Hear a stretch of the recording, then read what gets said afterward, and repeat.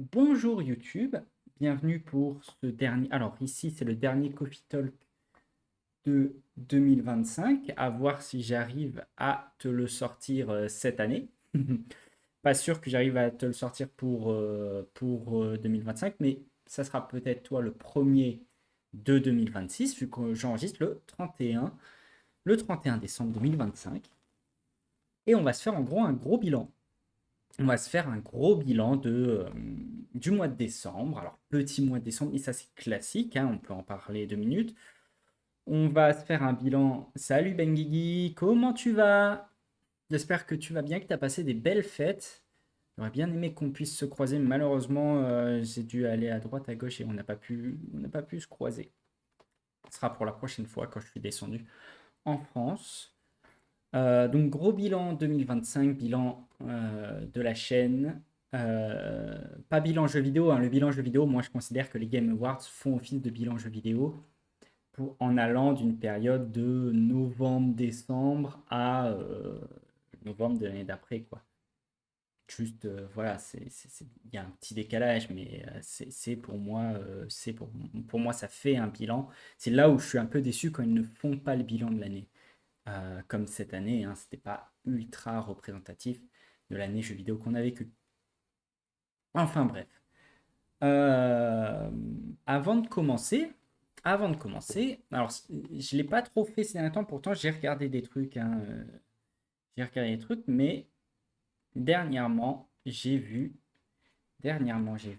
un film pour la première fois. C'est pas Bengis, toi tu l'as déjà vu, j'ai vu le Grinch. Alors j'avais déjà vu le Grinch dessin animé. Le Grinch, tac. J'ai vu ce film, le film Le Grinch, avec Jim Carrey, Taylor Momsen. Alors c'est surprenant quand on connaît Taylor Momsen. Moi, Taylor Momsen, il faut voir que je l'avais étudié quand je faisais du... enfin, je l'avais étudié, elle et son groupe, j'avais étudié notamment la représentation de la scène. Je me souviens d'ailleurs qu'avec Bengi, on avait eu un débat sur la représentation de la scène. Je pourrais vous en parler pendant longtemps, hein, la représentation de la scène par, qui n'en est pas une, hein, mais durant les Jeux Olympiques 2024, où je vais revenir sur mon truc, hein, mais qui avait fait scandale, mais Taylor Momsen aussi, via son groupe The Pretty Reckless, avait fait scandale en son temps, euh, en reprenant une image, en recréant la scène de Vinci euh,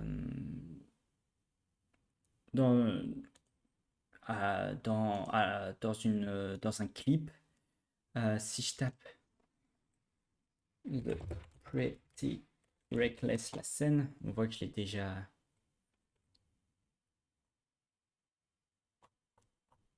Ah, c'est où?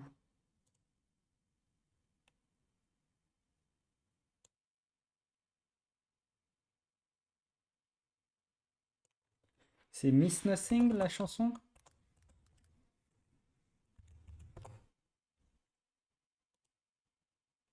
Ah, voilà. C'était là. C'était là où effectivement il y a une représentation de la scène. Alors je ne peux pas vous mettre la musique, mais comprenez bien que c'est pas une représentation de la scène, hein, que fait Philippe Catherine, hein. C'est une représentation d'une autre œuvre qui s'inspire de la scène, mais comprenez bien que quand on dit la scène comme ça, c'est une erreur. La scène de Vinci n'est pas la scène éternelle. Si vous avez des images, si vous prenez les représentations classiques de la scène avant Léonard de Vinci, l'image est majoritairement, elle est toujours variable déjà, elle est toujours variable, mais la majorité du temps, c'est un cercle qu'il y a à table, et c'est un cercle avec vue de trois quarts au-dessus. Vous avez une vue, imaginons, vous avez le cercle là, bah la vue, en fait la vue c'est exactement celle que vous avez quand je vous fais comme ça, avec juste souvent une ouverture bah, pour vous à ce niveau-là, de manière à laisser voir ce qu'il y a au milieu. Mais on est à sacraliser, comprenez bien que c'est une œuvre qui a été sacralisée, qui n'a qui n'a à aucun moment une représentation officielle. Euh, même l'Église ne s'en est pas choquée, hein. Ceux qui s'en sont choqués, c'est des individus, parfois faisant partie de l'Église, mais pas toujours. Comme si ça appartenait à l'Église, ça n'appartenait à aucun moment, ça a appartenu à l'Église, ça a appartenu à un monastère. Je rappelle que aussi, dans les monastères et les abbayes, la plupart ne sont pas des membres du clergé, mais sont des laïcs. Euh, En plus, même De Vinci, en son temps, à l'intérieur de l'œuvre, en a profité pour mettre un petit tacle. Alors pas à l'église, mais à un individu.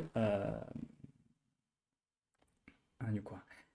Mais enfin, voilà, si on reprend toute l'histoire de la scène, on pourrait défiler, tirer le fil et expliquer pourquoi la polémique n'a aucun sens euh, autour de la scène de...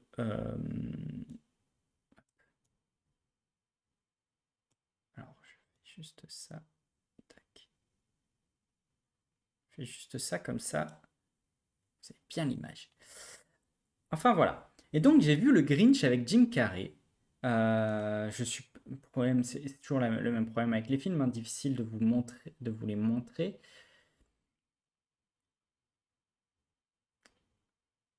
Euh, Jim Carrey je vais aller très vite, hein. Jim Carrey est très bon, Taylor Momsen est choupi. C'est l'ambiance de Noël, c'est un film de Noël. Je pense qu'il n'est pas plus que ça. C'est un bon film de Noël et en fait qui est porté par le Grinch mais qui est porté par l'acting de Jim Carrey. C'est pas c'est encore un film où Jim Carrey on le reconnaît et en fait c'est Jim Carrey qui joue Jim Carrey. Mais la moitié des plans, il a une vraie patte. On aime ou on n'aime pas. Moi la patte artistique papier mâché souvent là ça me cringeait plus qu'autre chose je trouvais. Et il faut s'habituer je trouve au Grinch. Mais il y a des éléments, oui, moi le truc de mais Noël c'est dans votre cœur, je suis en mode ouais, super, je, je m'en fous. Et ça serait intéressant que d'avoir Eris, ça serait super intéressant d'avoir Eris Finfly, qui est une collègue anthropologue sur ce film. Euh, pour une bonne et simple raison, c'est qu'elle, elle est très fan de cette ambiance-là de Noël. C'est le Noël comme elle expliquait, c'est le Noël qu'elle a connu. Pas moi. Alors, je sais pas pour Benguigui, ça serait intéressant qu'il nous dise aussi, parce qu'il vient du même coin que moi, mais moi j'ai un Noël chez moi très provençal. Je suis pas croyant, mais il y a pas mal de petits rituels et petites symboliques qui me tiennent à cœur et qui sont absolument pas ce Noël-là. Les santons, les santons, donc pour ceux qui ne voient pas ce que sont les santons provençaux, c'est ça. Et en fait, si vous prenez les fêtes de... Alors, et encore, là c'est mal fait. Là, je vous le dis, c'est mal fait. Ça, c'est beaucoup plus représentatif de ce qu'est le santon. Euh, le santon, donc, c'est ce qu'on appelle la crèche. Donc, quand vous avez Laurent Wauquiez qui explique qu'il faut une crèche dans la mairie de Lyon ou dans la préfecture régionale de Lyon parce que c'est une tradition. Oui, mais c'est pas une tradition de Lyon du tout. C'est une tradition provençale. C'est même pas une tradition du Midi, c'est une tradition provençale. Mais comprenez que Noël à l'origine, c'est une fête païenne provençale, une fête de la Narbonnaise à l'époque, qui plaît et qui du coup va être conservée, réadaptée pour se catholiciser. En plus, qui faisait déjà à l'époque fonctionner le commerce, etc. Donc, au niveau des santons, vous allez avoir Jésus, vous allez avoir la Vierge. Alors, la Vierge n'a pas forcément Jésus dans les mains, mais vous allez avoir la Vierge Marie, vous allez avoir Joseph, etc., etc. Le petit Jésus n'est rajouté que le 24 à minuit. Et après, vous avez la paysanne au fagot, la convoi ici. Vous avez le ravi de la crèche. L'expression être le ravi de la crèche, ça vient de là notamment. Ça, c'est le ravi. Vous avez bien sûr les animaux, et chaque année, il y en a qui sont rajoutés. Jean-Pierre Papin a été rajouté. Je crois que cette année, c'est Jean-Pierre Papin qui a été rajouté. Vous avez tous les ans des santons qui se rajoutent. C'est assez drôle. Euh, il y en a qui en font la collection, hein. Vous avez aussi le vieux berger. Il y a des traditions comme le vieux berger. C'est lui le vieux berger. C'est toujours le berger le plus à l'avant. Vous avez plein de petites traditions comme ça qui sont symboliques. C'est comme il y a les 13 desserts. Les 13 desserts que ma copine a découvert cette année. Alors, ma mère fait toujours des variations, mais voilà, des truffes en chocolat, du nougat, des dattes, pâte d'amande. Alors, les mendiants, en fait, les mendiants, ce sont les quatre ordres mendiants. Il y a des choses qui représentent les quatre ordres mendiants, donc raisin sec, raisin blanc, et je ne les ai pas tous. Il y a les fruits confits, noisettes, enfin voilà, vous avez, il y a des variations chaque année aussi. Mais voilà, vous avez normalement 13 desserts à mettre comme ça dans un plat à table.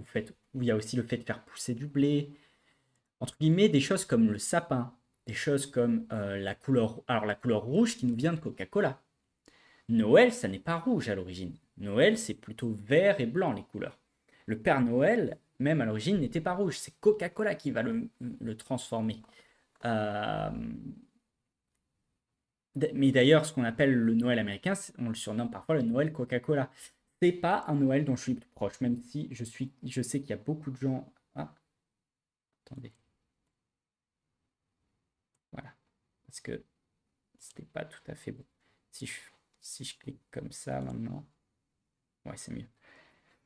C'est pas un Noël dont je me sens proche, et en fait, le Grinch, et c'est pour ça aussi que moi, les films de Noël, ça me gonfle, c'est que pour moi, c'est pas Noël en fait. Déjà, pour moi, c'est pas Noël. Mon film de Noël préféré, c'est Piège de cristal. Non pas que j'estime qu'il soit Noël, mais quitte à pas être Noël, autant s'éclater. Donc voilà, le Grinch, c'est sympa. C'est drôle quand il y a Jim Carrey, sinon c'est absolument pas drôle. Il y a une petite critique de la société, oui, oui, qu'on voit tous, et qui est extrêmement malhonnête, hein, disons-le, parce que ça reste un produit. Enfin voilà, on passe un bon moment, mais alors je sais que j'y aurai droit parce que c'est le film de Noël préféré de ma copine. Maintenant, je suis presque plus touché par le Grinch dessin animé. Le Grinch dessin animé, je suis presque plus touché par le personnage du Grinch dessin animé. Non pas, par contre, ça ne veut pas dire que je préfère le film le Grinch dessin animé. C'est le personnage en lui-même qui me touche plus. Lui, il me fait rire. Après, après il me fait rire comme Jim Carrey me fait rire. Et c'est bien. Alors, truc quand même, il parle très tôt il parle de harcèlement dès l'époque, et c'est une bonne chose. Il y a quand même des bons points. Maintenant, bon. En fait, je vais profiter qu'il n'y ait pas beaucoup de monde pour faire un truc que j'aime pas faire que je me sens pas forcément de faire avec trop de monde, c'est euh, le bilan de l'année sur la chaîne. Ça va faire un peu de stats, on va parler de stats, euh, on va faire un peu de stats, etc. Mais c'est un peu, je sais pas, c'est un peu, en fait, c'est se regarder soi-même et c'est pas agréable. Enfin, c'est pas agréable, moi j'aime pas. Déjà, on va commencer par Twitch. On va commencer par Twitch. Si je vais sur Twitch, oula, très fort. Si je regarde, si je fais une vue d'ensemble, je peux pas faire une vue de l'année.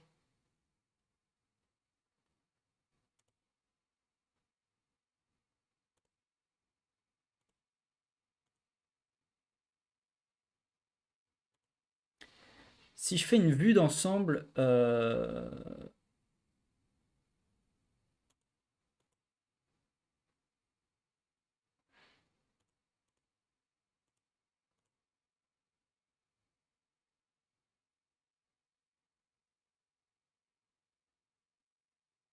alors, ok.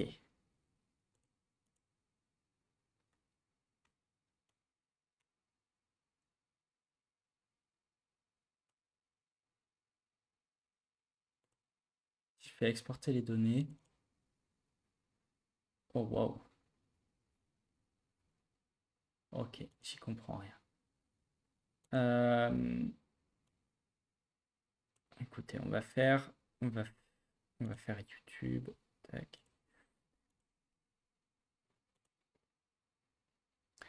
Alors, si on fait une vue d'ensemble, alors on va déjà mettre les grandes tendances par mois pour vous montrer. Au niveau des spectateurs en moyenne, alors là c'est du coup ce que nous sort Twitch, hein. Ça c'est ce que nous sort Twitch. Au niveau des spectateurs en moyenne, on était en janvier à 1,1 spectateurs en moyenne. On est arrivé aujourd'hui pour le mois de décembre à 2,1, mois en plus qui est classiquement un plus petit mois, de ce que j'ai compris. Alors je ne peux pas parler sur ma chaîne, hein, mais habituellement c'est un plus petit mois, surtout que j'ai fait un peu moins de live. Mais les gens partent plus en vacances, puis il y a le live actuellement, enfin voilà. 2,1 spectateurs en moyenne, on est quand même sur une grosse progression, donc moi je suis très content. Juillet, on a atteint les 3,2 spectateurs en moyenne. Alors il faudra voir qu'est-ce que j'ai fait en juillet, mais c'est énorme avec 2,3 en juin. En gros, l'été jusqu'à septembre, ça a été le gros moment, apparemment. Il semblerait que ça a été le gros moment au niveau des spectateurs moyens. Après, je crois que c'est une période où j'ai pas eu tant de live que ça parce que je me suis reposé. C'est un moment où j'étais. Et après, il y a eu aussi Cidre Dragon et entre-temps, ça a un petit peu chuté. Au niveau des followers, au niveau des nouveaux followers, c'est en mars j'ai eu 50 nouveaux followers. Mars et octobre, ça a été le moment. Alors, octobre, merci à Eris et à Fostea, hein, c'est elles qui m'en ont amené le plus. C'est le moment où ça a le plus progressé. Temps de streaming, là on va voir mon plus gros temps de streaming, c'est octobre, clairement. Octobre, plus de 24 heures, 25 heures, 24, 27 heures. Il y a eu mars. Juillet, j'étais pas mal apparemment. Août et septembre, clairement, assez peu. Et janvier, on se lançait. En termes juste de spectateurs uniques, ça c'est intéressant. C'est-à-dire depuis, et là, et ça c'est un truc que j'observe, c'est que je vois beaucoup plus de monde différent et beaucoup plus de personnes depuis. Alors peut-être des personnes qui restent moins. Il y a aussi eu, à cette période, ça a été la grosse période où j'avais notamment. C'était aussi les vacances pour Jamie, mais c'était les vacances pour. Enfin, pour Ed, enfin, ça a été un moment où quelques personnes plus assidues étaient vraiment là, pouvaient vraiment, et depuis elles peuvent un peu moins, c'est pas un problème, hein. Euh, mais là, en termes de nombre de personnes différentes, vraiment, il y a un écart. On touche beaucoup plus de monde. On a à peine passé les 30 en mars, sachant en mars, qu'est-ce qu'il y a eu? Faut que je revoie, il y a dû avoir des trucs en mars, et puis c'était le lancement quasiment officiel, donc j'ai des collègues qui sont passés. Et là, vraiment, on a vraiment explosé. Et au niveau des personnes qui discutent sur le chat, ouais, voilà, encore une fois, tac, ça a fait commenter en fin d'année. Si on met par semaine, est-ce que ça s'observe autant? Alors là, ouais, pour la découverte en janvier, il y en avait pas mal. En mai, il y a dû avoir un pic. Ouais, en mai, il y a eu un pic au moment où il y a eu Julie Hermès qui est passée. Quand il y a eu. Voilà, là, pareil, quand il y a eu Julia Loro. Et au fur et à mesure, on voit que là, plus régulièrement, il y a eu vraiment du monde. Pic entre le 30 novembre et le 6 décembre. Waouh, qu'est-ce qui s'est passé à ce moment-là? Je ne sais pas. Et jour, le 5 janvier, beaucoup de monde qui est passé. 23 août, forcément. Enfin, pour l'instant, c'est détenu par le 5 janvier, le record. Spectateur moyen, par contre, c'est en juillet, c'est le 23 mai, c'est le 8 septembre. Ok. Et en spectateur unique,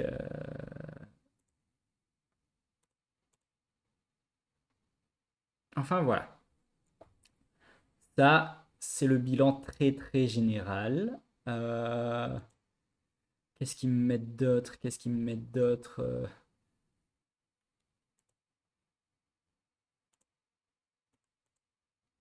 Ouais. Qu'est-ce qu'ils me mettent d'autre? Résumé du stream, ça, hein. Oui, bah on vient de le commencer, on va pas. Euh, Est-ce que pareil, on peut refaire.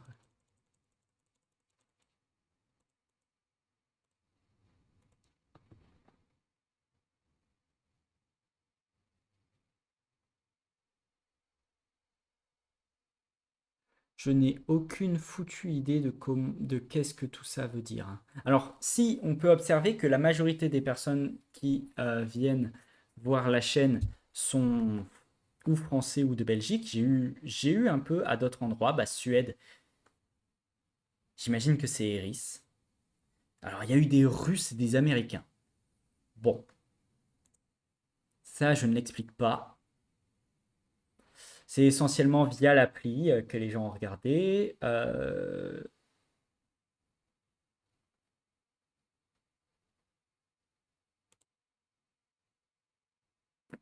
je comprends rien. Ça, je comprends pas.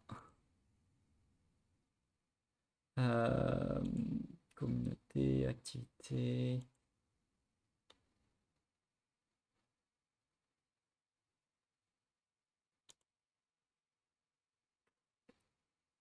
Après, il y a des choses comme ça qu'il faudra que je mette en place.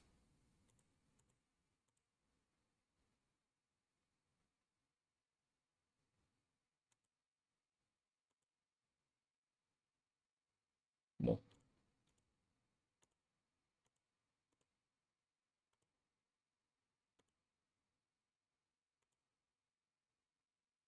Euh, peu d'actions de modérateur.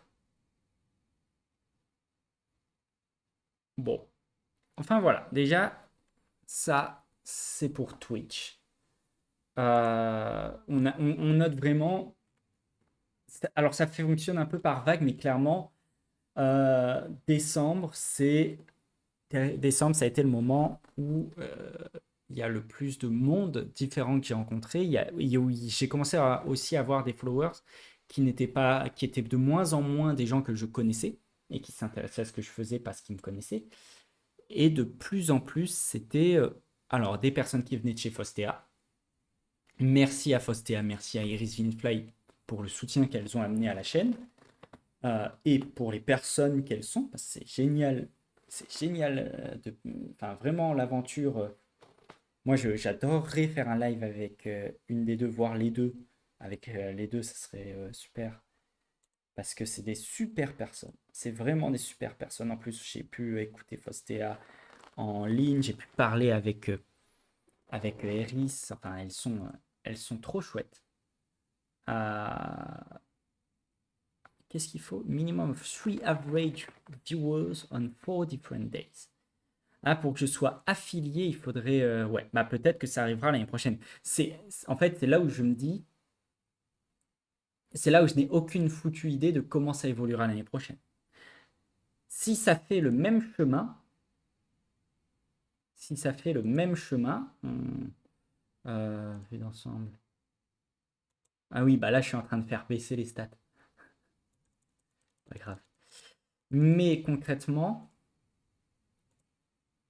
si ça suit le même chemin, moi, c'est-à-dire le même chemin, on passerait donc à de. Enfin, ça dépend. Si ça suit le même chemin en chiffres bruts, pas en pourcentage, on passerait de un spectateur de moyenne, on serait à 3, ce qui me va bien, hein.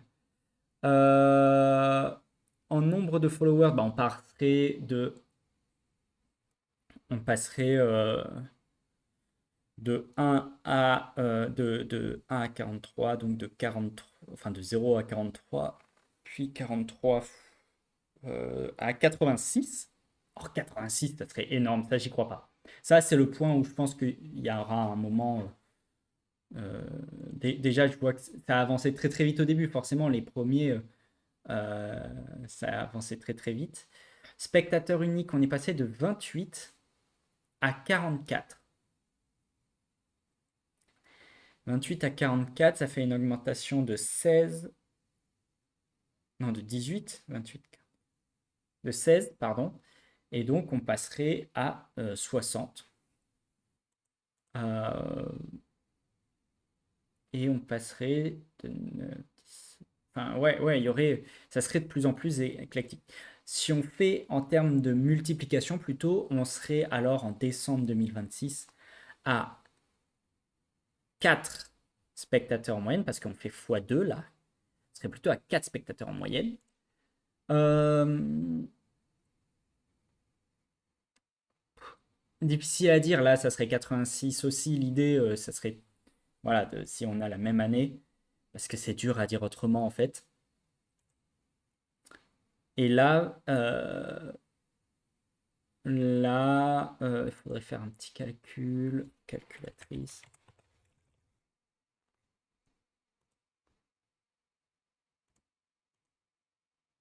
Euh,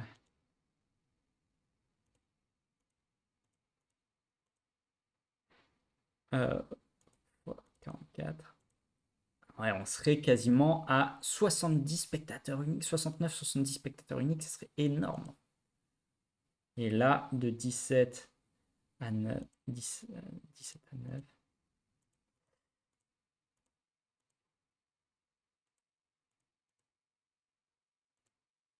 Et 30 personnes dans le... Non mais ça, c'est... Les stats. Salut Lambda, on fait le petit bilan de la chaîne avant de faire le bilan de décembre et de commencer et de enfin lancer euh, le concours du GOTY 2026, le classement. On fait le petit bilan de la chaîne sur l'année et on observe qu'il y a vraiment un moment donné, avec ta venue, en fait après Cidré Dragon, avec ta venue, les gens de chez Fostea qui sont venus et d'autres personnes. Hein, qui va gagner cette année en GOTY. Euh, Alors, est-ce que c'est du sarcasme ou pas? Est-ce que c'est du sarcasme ou pas? Parce que moi, la réponse que tout le monde donne avant que GTA 6 soit sorti, je- pas si sûr. Pas si sûr. Moi, je suis là, je dis attention au jeu, ou encore une fois, en fait, oui, oui, oui, oui, on va lancer pour 2026. Non, non, non, on fait le bilan Oui, oui, bah je fais pas... je sais qu'on est toujours en 2025, mais je me lance déjà dans le GOTY 2026, parce que là, les jeux qui sortent, c'est pour le GOTY 2026. Après, il y aura le GOTY de la chaîne, mais qui est fait selon un tableau avec un classement, etc. Alors, on pourra faire un vote, etc. On pourra faire un vote, mais qui ne tient absolument pas compte des jeux qui sont sortis cette année. C'est pas du tout ça le classement. Euh, Quoique, mais après, des trucs plus techniques, genre un GOTY de la chaîne en beaucoup plus technique, ça pourrait se penser pour l'année prochaine avec tous les jeux qui auront été faits sur l'année, mais ça c'est autre chose. Enfin voilà. Maintenant, on va aller sur YouTube parce que YouTube a un avantage, c'est que forcément j'y laisse mes VOD, et donc on a des données bien plus larges. On va faire 2025. Les stats de 2025, sachant que la chaîne s'est lancée en février. Ça a été 792 vues, 72 heures de visionnage, et 18 abonnés en plus. Il y a moins de personnes sur la chaîne, hein, ça je le sais. Les contenus les plus populaires. Il y a eu le lance. Alors pendant longtemps, c'était le lancement qui était la vidéo la plus vue pendant longtemps. Et je suis en train de voir que la vidéo que j'ai fait hier fonctionne pas mal. Elle fonctionne pas mal parce qu'elle a déjà 6 vues. Sachant qu'on va sans doute faire la suite là. C'est un petit let's play en image. Et la vidéo la plus vue, c'est le test de Valor Mortis. Étonnamment, c'est le test de Valor Mortis. Alors je pense que déjà, il y a le fait que la vidéo est pas super longue. Mais elle a fait 67 vues. Donc, mais ça aurait pu être le lancement. Il y a le E pour émerveilleux, donc la vidéo que j'ai fait avec Julie Hermès, qui a très bien fonctionné. Alors que la vidéo avec Julia Laureau, la vidéo avec Julia Laureau a très bien fonctionné sur Twitch. C'est peut-être le stream qui a le plus cartonné. quasiment, ou un des pics. Par contre, euh, par contre, c'est c'est sur YouTube la moins vue. Mais je pense qu'il y a une corrélation, c'est-à-dire ceux qui voient, ceux qui étaient présents en live ne sont pas allés à voir sur YouTube. Et vu qu'à mon avis, c'est les mêmes qui m'ont sur, ceux qui m'ont sur YouTube m'ont sans doute sur Twitch, je pense que c'est lié à ça notamment. Euh,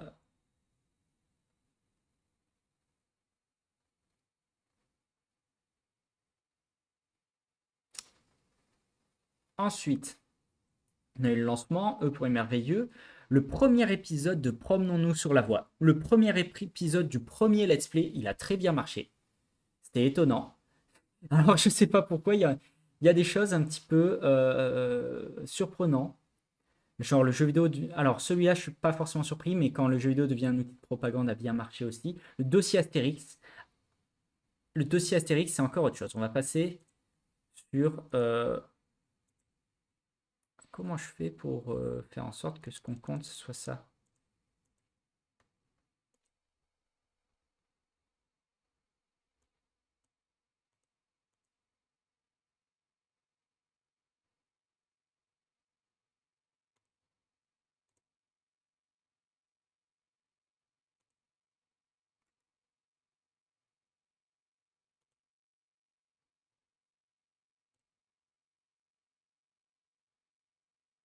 Mhm. Il est bien leur tableau, mais je peux pas afficher sur le graphique. Tac.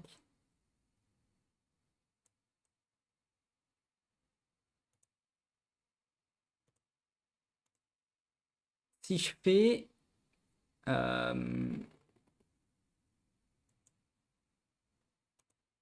Oh merde.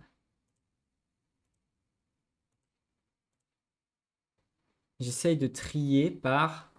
Si je trie, si je regarde, et je peux pas trier en fait. Bon, pas grave. Si je regarde les vidéos dont la durée moyenne de la vue a été la plus longue, eh ben, c'est ultra aléatoire. Il y a eu ma vidéo. Ah si, ça je sais un peu pourquoi. Il y a eu la vidéo sur les Oscars 2025. Pourquoi? Parce que je me suis vraiment énervé. Ça, je me suis vraiment énervé. Je me suis vraiment énervé sur les Oscars parce que c'était un scandale ce qui s'y est passé. Oscar 2025, c'est l'élitisme classique. Le fait de squeezer d'une d'eux, c'est une honte. Euh, Il y a eu quoi d'autre? Il y a eu quoi d'autre? J'essaye de voir un petit peu. Ah oui, celle-là. Alors celle-là, ça a été. Déjà, ça a été le moment où j'annonçais qu'on allait passer de On parle, on joue au Coffee Talk. Et en fait, celle-là, je me suis beaucoup livré. C'est vraiment une vidéo où je me suis beaucoup livré. Parce que j'ai vu Gone Girl, qui est un film qui m'a immensément touché. Immensément touché. Et alors, qui m'a même dérangé sur certains points. Mais parce qu'il résonnait sur certaines choses qui étaient presque trop dures pour moi. Et dans le même temps, je faisais le bilan de Gris. Donc, je faisais le bilan de deux œuvres qui m'ont sincèrement touché. Qui m'ont sincèrement affecté. Mais dans le bon sens du terme, hein, mais c'est vrai que ça a été pas rien pour moi. Alors, il y a des Promenons-nous sur la voie qui ont été pas mal regardés, étonnamment. Le bilan de novembre. euh, la vidéo Call of Duty Battlefield. Les personnes qui ont regardé sont restées longtemps. Tac, tac, tac. Alors, il y a une vidéo qui m'intéresse, j'ai l'impression qu'elle y est pas. Il y a une vidéo qui m'aurait intéressé, mais j'ai l'impression qu'elle y est pas. Alors déjà, ça, les gens sont pas restés longtemps dessus, hein. Il y a eu beaucoup de vues, mais les gens sont pas restés dessus. Donc, le dossier Astérix, bien sûr, le dossier Astérix, ça, grand moment. Premier, enfin, Dans les vidéos seules, c'est le premier moment où j'ai fait oh putain, qu'est-ce qui se passe? Enfin, tranquille, hein, pas non plus. Mais je sais que les gens qu'il y a vraiment des gens qui sont allés voir. Euh, enfin, ça a intéressé. Le dossier Astérix a vraiment intéressé.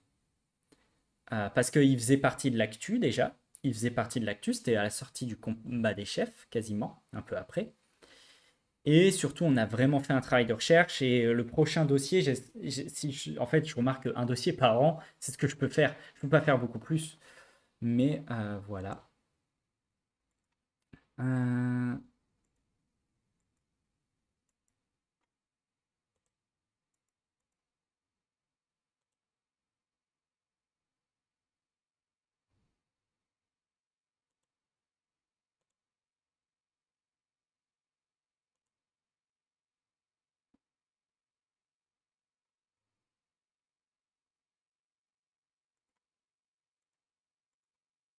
si je reviens un peu en arrière. Non, c'est pas ça que je veux faire. Si je reviens un peu en arrière, moi, il y a une chose qui m'intéresse malgré tout. Hop.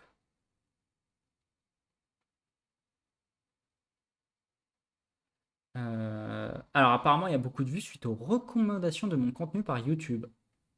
Ah bon, d'accord. Bah, je ne savais pas. Tac, tac, tac. Surtout. Alors, vous voyez, il y a quelquefois des j'aime. Ce qui a été intéressant, c'est ça. C'est la seule vidéo où il y a un pouce rouge, parce que moi je peux aller voir les pouces rouges, c'est celle sur Ubisoft qui se censure par peur du racisme. Pour moi, c'est assez clair, c'est quelqu'un d'extrême droite qui a pas aimé, la miniature. C'est pas quelqu'un qui est resté dessus, parce que le pouce rouge est venu très très vite, hein. Et c'est quelqu'un qui a juste tac, qui est passé et qui a mis.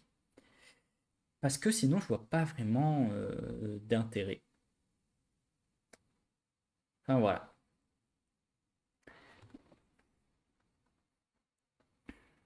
Voilà, après, je sais pas ce qu'il y a d'autre trop à dire.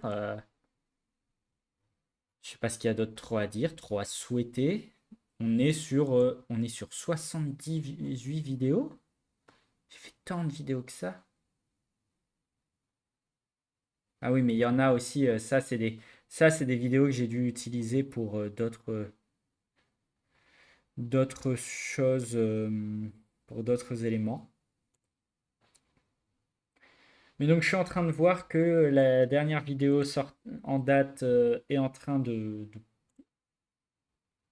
fonctionner. 6 vues. C'est pas énorme, mais c'est toujours ça. Il y aura la suite. La suite, ce sera.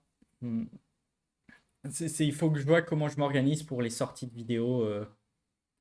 Il va y en avoir pas mal cette semaine. Le round-up du mois. C'est quoi ça, le round-up? Il y a quelqu'un qui sait ce que c'est? Creator likeness. Hey creators, let's dive into this month's roundup. Ah, je sens que ça va m'énerver. Ah oui, c'est là où il nous explique comment il faut qu'on soit sur YouTube, à qui il faut ressembler. Enfin voilà. Euh, voilà. En gros, je rappelle que c'est une chaîne qui est. Je rappelle que c'est une chaîne qui est d'abord, enfin qui est ma chaîne, hein, mais qui est en partie académique, qui en partie il y a un projet académique, donc très content, ça fonctionne. Je ne vais pas dire que c'est un carton et que et que je suis suivi et que j'atteins des sommets. Mais non, ça fonctionne, ça fait son petit bonhomme de chemin. À voir. Je me fais plaisir déjà, de un, je m'y fais vraiment plaisir. Euh, les gens qui me suivent, bah en fait, je les aime bien. C'est que des belles rencontres. Après, il y en a comme toi, lambda. Euh, tiens, j'ai un com sur ma chaîne, j'aime bien les gens.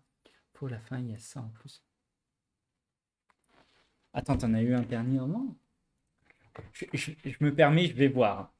Je me permets, je vais voir parce que, effectivement. Comment je l'ai écrit, moi? Je suis con.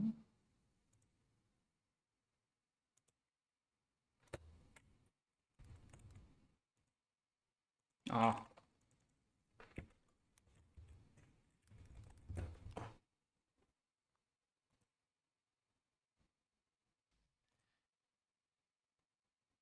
sur celle-là? Ah, celle de Outer Wilds. Ah oui. Mais je ferai. Attends.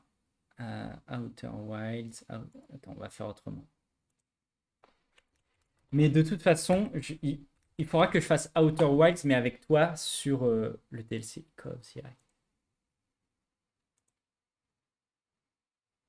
Hum.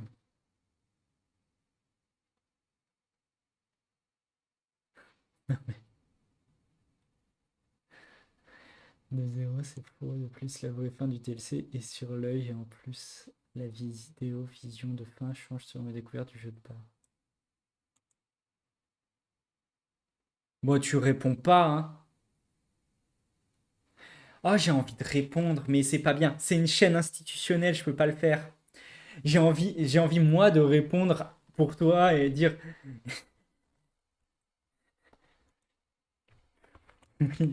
et en plus, c'est son vrai cri quand tape dans le casque parce que l'acteur fait péter le pied. Mais je peux pas le faire.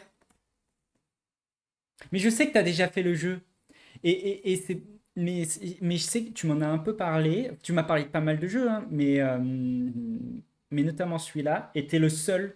Tout le monde m'a saoulé avec ce jeu. T'es le seul qui m'a donné envie d'y jouer. Ça, je tiens à te le dire. T'es le seul qui m'a donné envie d'y jouer.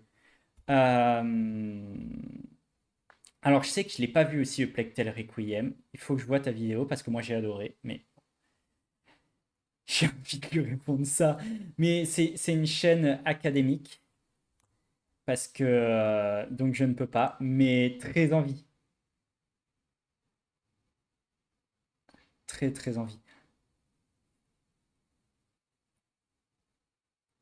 Vous voyez? On va prendre un exemple. Désolé lambda, on passe surtout à un. Ok, ok, très bien. Déjà là,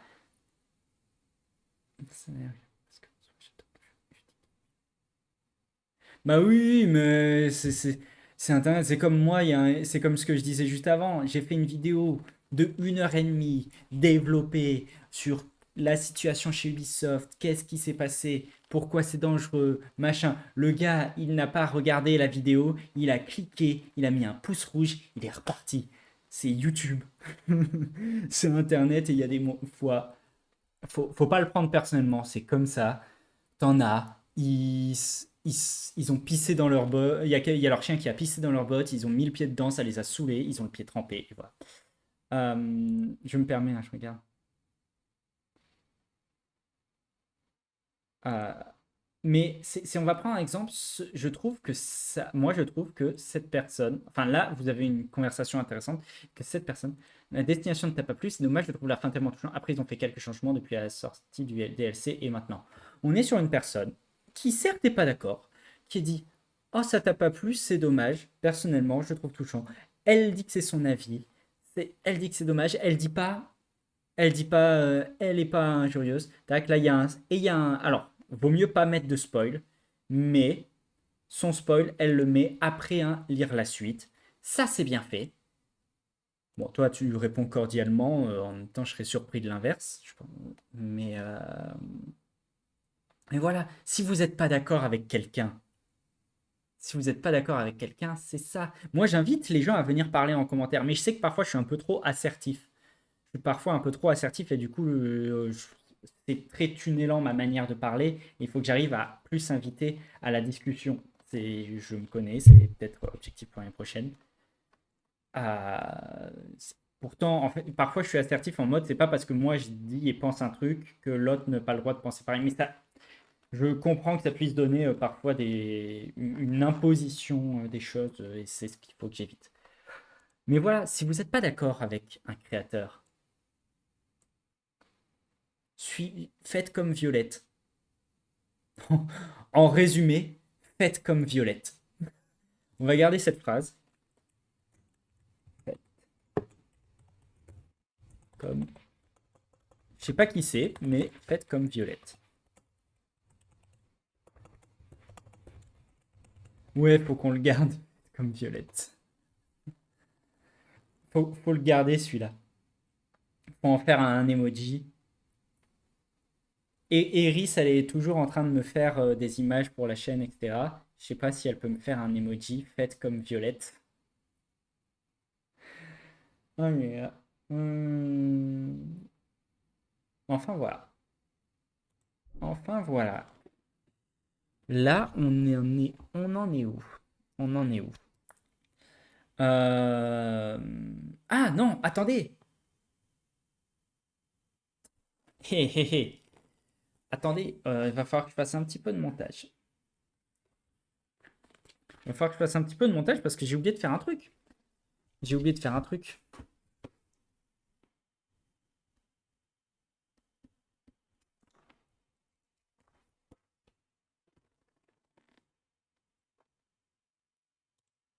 Enfin, maintenant, pour toi, YouTube, avant de... Parce qu'il y a eu un cut. Il y a eu un cut parce que je me suis trompé et j'ai oublié de faire une séquence pour le bilan de 2025. Donc, je fais ce cut.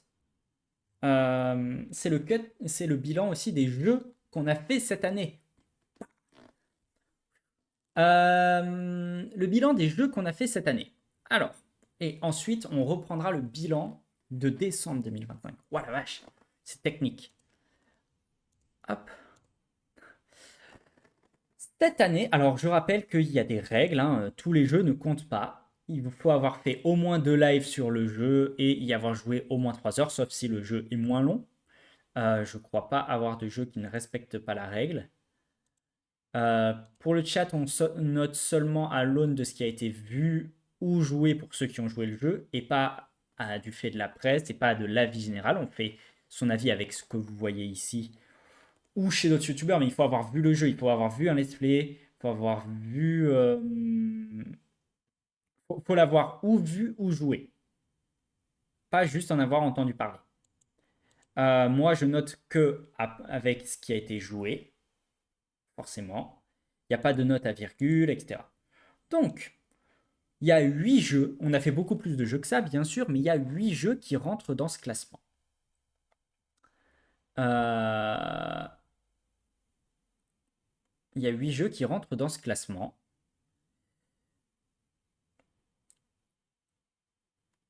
Et ces jeux sont Coffee Talk, Asterix, Asterix.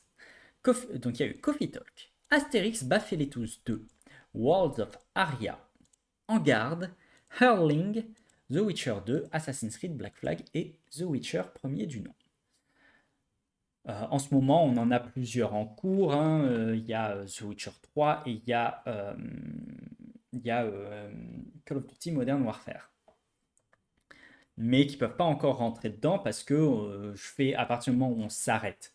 Donc, parce que sinon, The Witcher 3, il serait sur 2 années et il gagnerait les 2 années. Le pire jeu selon tout le monde, selon moi et selon le chat, on est souvent assez d'accord. Le pire jeu, ça a été Coffee Talk. T'as joué à 3 de cette liste. T'as joué auquel? T'as joué auquel? Donc Coffee Talk, c'est le pire jeu selon tout le monde. Faut dire que c'était une sorte de diapo. Et plus je pense à les deux Witcher. Les deux Witcher, ouais.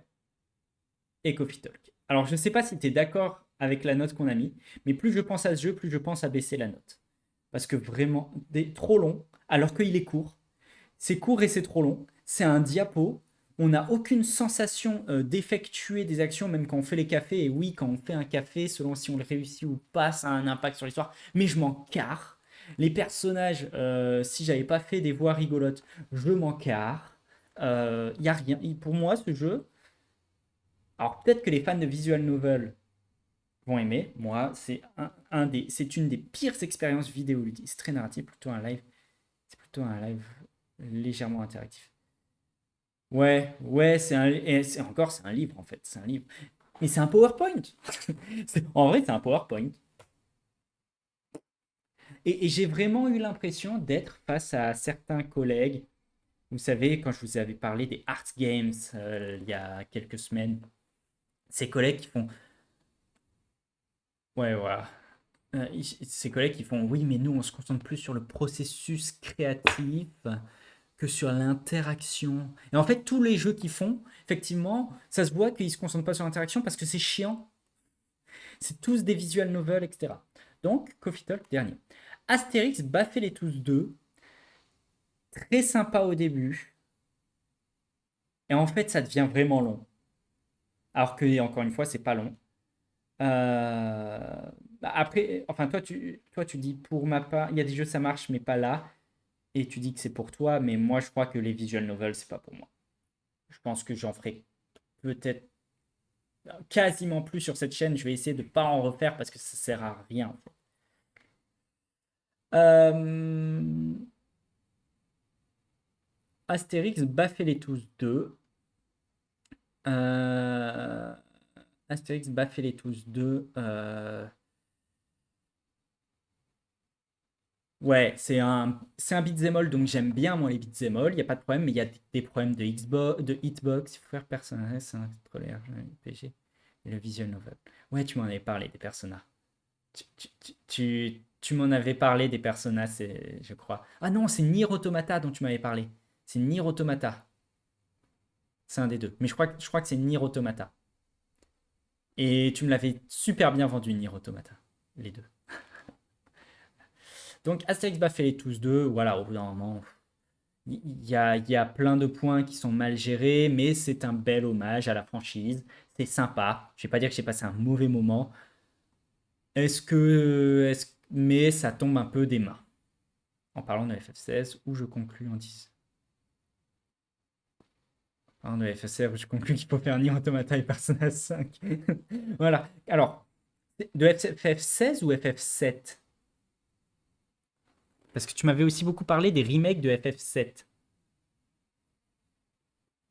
Pareil. Ah ouais, bon, voilà. Oui, Lambda m'avait parlé, on avait fait tout un trajet en fait dans Merville, Franceville, qui est la ville où se passent 6 dragons. Et il avait détruit, détruit les Final Fantasy 7 Remake et FF7. Et il avait conclu en disant non, mais il faut faire Nier Automata et Persona 5. Je m'en souviens très bien de ce moment. Aïe, aïe, aïe. C'était vraiment. Waouh! Alors que je rappelle, ils avaient été bien cotés, hein. Mais Lambda, waouh! Tu les avais détruits. Mais c'était super intéressant. C'était ultra argumenté, en comparaison en plus avec la hype clair-obscur, qu'est-ce qui fonctionnait? C'était ultra. Mais alors qu'ils ont été aimés, hein, les remakes. C'est ça qui est fou. C'est que tu me les as décrits comme des trucs. Moi, je les ai pas fait, hein, et j'avoue ne même pas les avoir vus. Donc je peux pas du tout juger sur. Euh, mais tu les avais vraiment détruits à l'époque, hein. Mais alors qu'ils ont été appréciés. Mais il y a beaucoup de. Oula, pardon. Il y a peut-être beaucoup de nostalgie derrière ça. Derrière ceux qui ont aimé. Enfin voilà. World of Aria,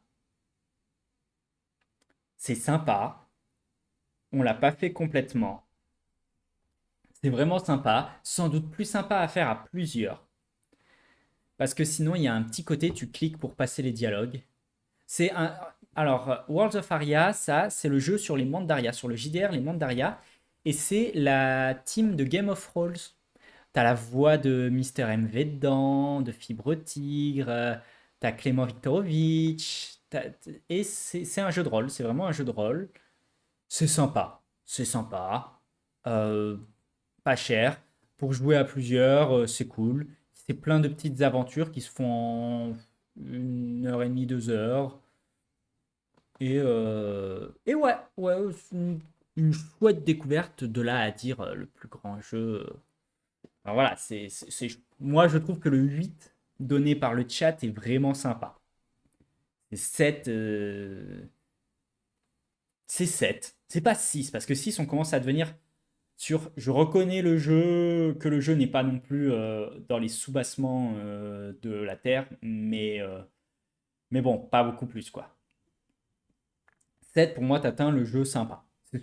C'est une note assez typique que je peux mettre, même si là, j'en ai mis qu'un. Ensuite, il y a eu En Garde. Oh, qu'est-ce que c'était bien En Garde. En vrai, En Garde, c'est. Donc, pour ceux qui ne connaissent pas, c'est un jeu de KPP tiré du jeu de rôle 7ème mer. C'est c'est drôle, c'est bien foutu, le gameplay est cool, et t'as vraiment ce côté KPP. Les combats à l'épée sont super bien faits. Euh, Ouais, En Garde, très bon souvenir. Très bon souvenir, et voilà, je pense on est dans les notes environ. On est dans l'idée au niveau des notes. Herling. Donc ça, c'était le jeu de Yak. Le jeu où on était berger de Yak. Herling, donc pareil. Idée de gameplay intéressante. C'est court et c'est efficace. Il n'y a pas besoin d'en faire 10 000. C'est pile le timing qu'il faut avant que ce soit. Tu le quittes au bon moment. La narration est chouette, les graphismes sont vraiment très très beaux, et le gameplay est original. Donc ouais. On entre dans le top 3 et on a 3 jeux à égalité. J'avais hésité à le faire mais pas trop eu l'occasion. Franchement, Erling, à faire. À faire pour essayer, pour voir. C'est pas incroyable, mais l'idée déjà d'être dans un gameplay où tu ne déplaces pas ton point, où ton point n'est pas déplacé. Ton point te fuit en fait. Ton point te fuit toujours. C'est comme être un berger. Mais c'est peut-être aussi pour ça. Moi, j'ai déjà guidé des vaches. J'ai déjà guidé des vaches, donc je vois comment on fait. Et ton point te fuit comme si tu étais berger en fait. Et cette idée-là, bah, en fait, c'est assez original et c'est assez sympa. C'est pas technique de ouf, hein, on est sur un jeu assez facile, mais il faut que ce soit facile. Il y a des vrais petits moments où tu es un petit peu angoissant, t'es pris. T'es pris par le jeu. Euh, Herling. Puis ensuite, on a The Witcher 2, Assassin's Creed Black Flag et The Witcher pour les 3 premiers. Alors, on va devoir remettre le GOTY. Je vais créer une colonne là, 2025.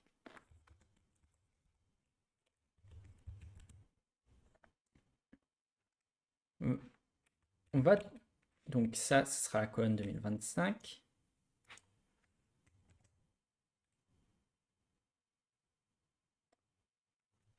Hop.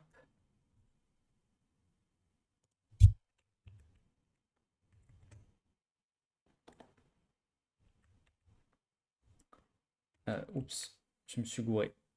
Je suis allé un peu loin. Je suis allé un peu vite en besogne. On va devoir remettre le GOTY. J'en profite, je mets juste les notes aussi des jeux, comme ça on s'en souvient. J'aime les stats, hein. Je suis un grand fan de stats.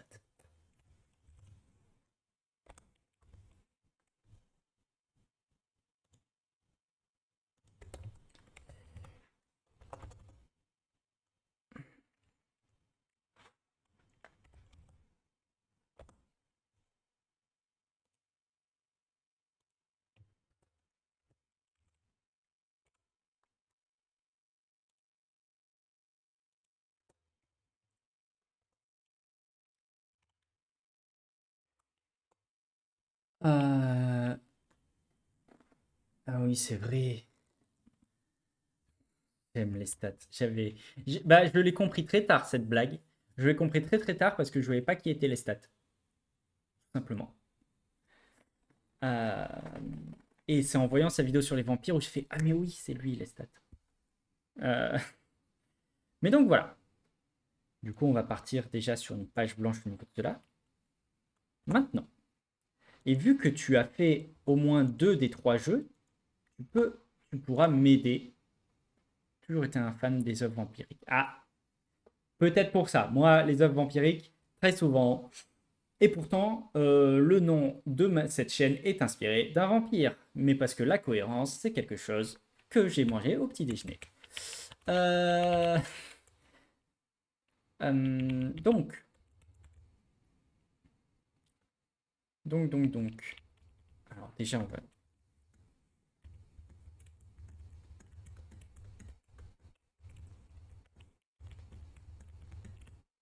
mettre les compteurs à zéro.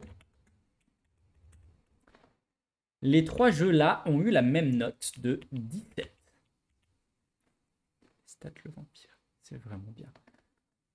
Alors, si j'ai le temps et que j'ai fini, si j'ai le temps, je le lirai.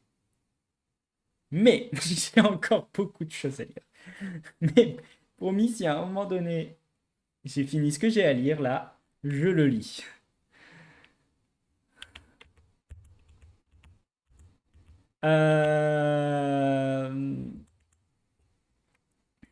Du coup, on a trois jeux là. The Witcher, Assassin's Creed Black Flag et The Witcher 2, qui ont tous eu la note de 17. L'idée, c'est de savoir quel est le meilleur jeu entre les trois. J'ai un jeu où pour moi, j'ai une hésitation entre deux jeux. Et j'ai un jeu où je suis sûr que c'est pas ça. Pour moi, The Witcher 2 est vraiment moins bon.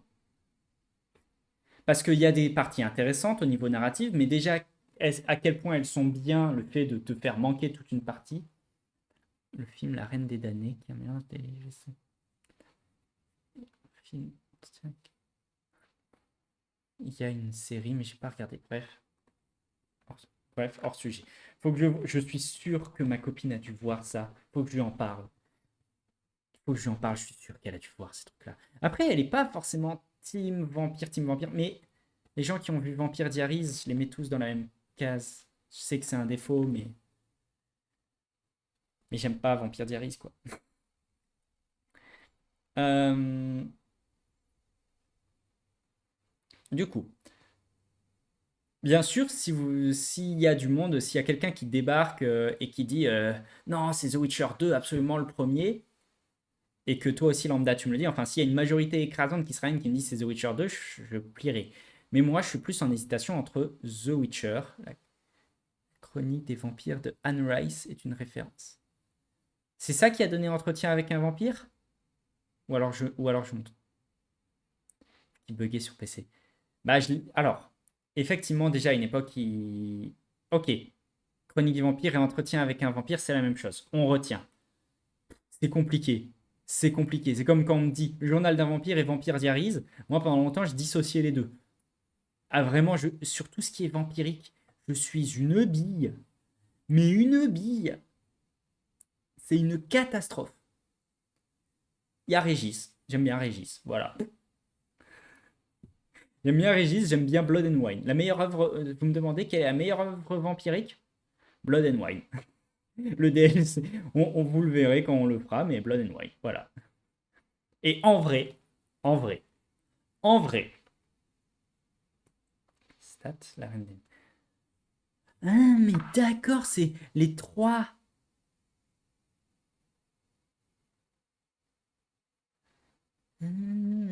Chronique des vampires de Anne Rice, c'est les trois.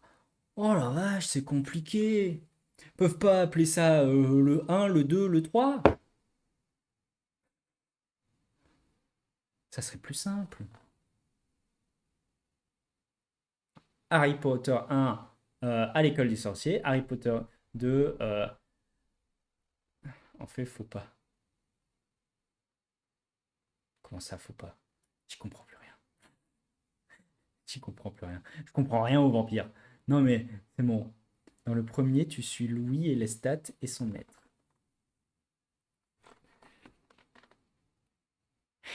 Non mais avouez que les vampires, c'est toujours un peu des gens craignos. Hein. Je sais qu'il y a une fascination, mais pour moi, la fascination... Attention, je parle pas pour toi lambda et je dis pas que aimer les œuvres de vampires, c'est la même chose. Mais être... Enfin, je sais pas, les vampires, ça me donne un petit peu la même sensation qu'avec les gens fans de True crime. True crime. Après, Anne Rice décide de faire de Lestat le héros. Bah, peut-être que pas. Enfin, j'en sais rien. Moi, je connais pas. Faudra que je le vois. C'est compliqué son truc. Pourquoi tu changes de héros? Bon, c'est ce que Sapkowski a fait, mais c'est pas pareil. Sapkowski a fait, mais c'est pas pareil. Mais en plus, il a pas vraiment changé.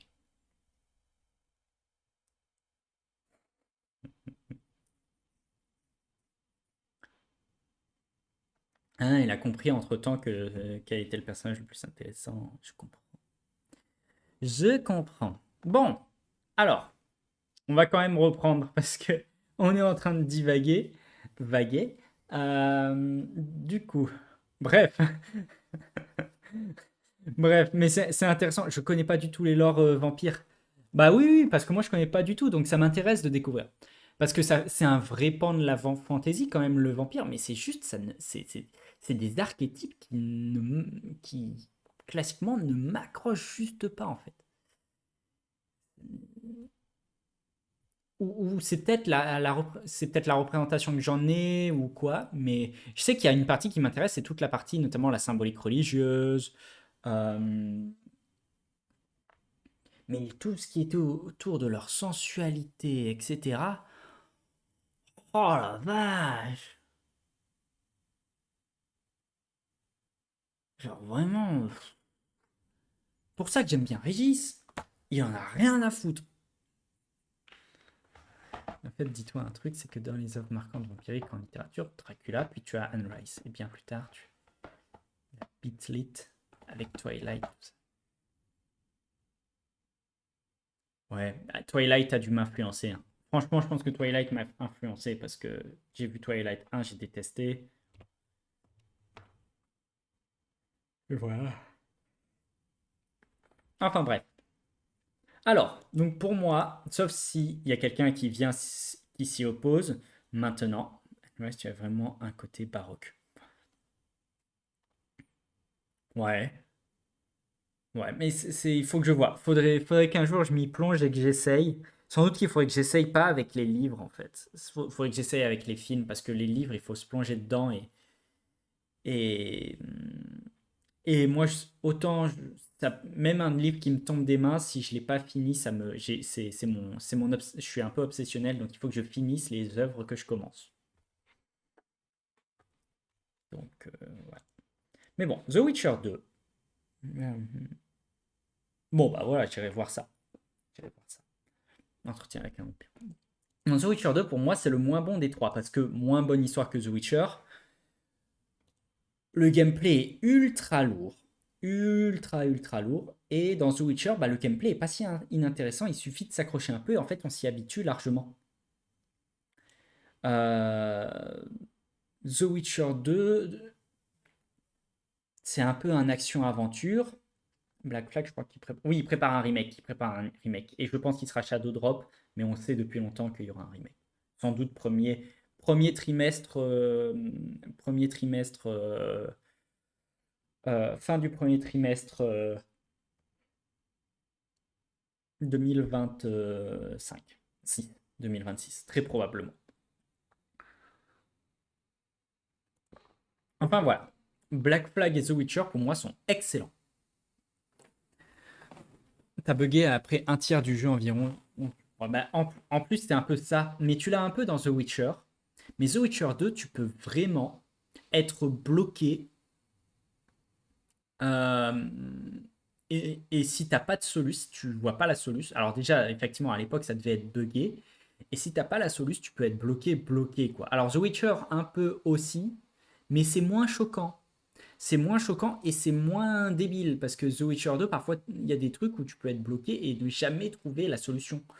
The Witcher et ne jamais trouver la solution et la solution ne passe pas par parler à telle ou telle personne. C'est parfois très mal dit, très mal. Alors, il y a beaucoup de qualités, hein. Pour moi, c'est un excellent jeu et la narration est très belle et tout, mais il y a des points comme ça, notamment dans les. Moi, c'est les quest designers où je suis pas. C'est pas leur meilleure œuvre. The Witcher est pour moi exceptionnel.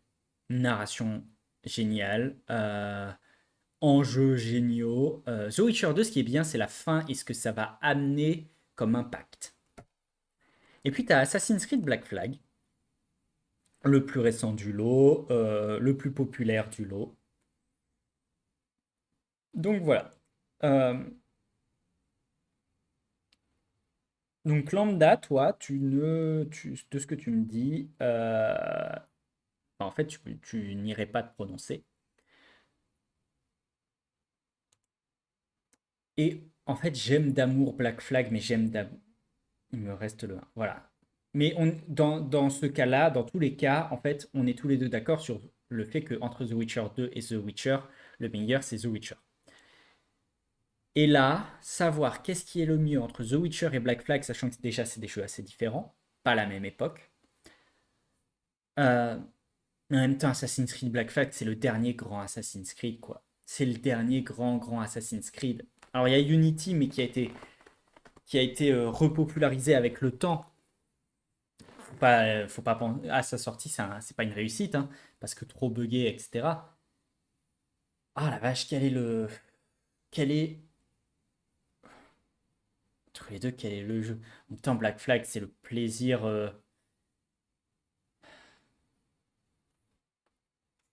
The Witcher, on l'a fini, donc je vais plutôt aller sur le jeu qu'on a fini. Je vais plutôt aller sur. Bah, Ubisoft a voulu copier CD Projekt Red, d'abord en sortant des jeux buggés, puis après en reprenant leur gameplay. Voilà. Non mais euh, voilà, ce que je vais faire, c'est que The Witcher, on l'a fini. The Witcher, on est allé au bout. Black Flag est un immense jeu, j'irai pas dire l'inverse, c'est pas de la hate envers Black Flag, mais la narration de Black Flag est très cool, les personnages sont super, mais la narration de The Witcher 1 est absolument exceptionnelle. Le gameplay est original et kiffant.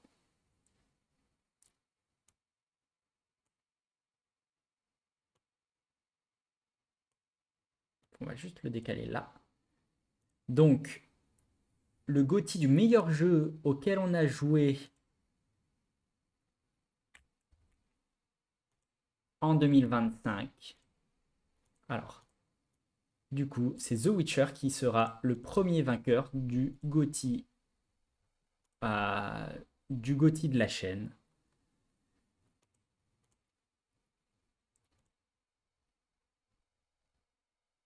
Hop.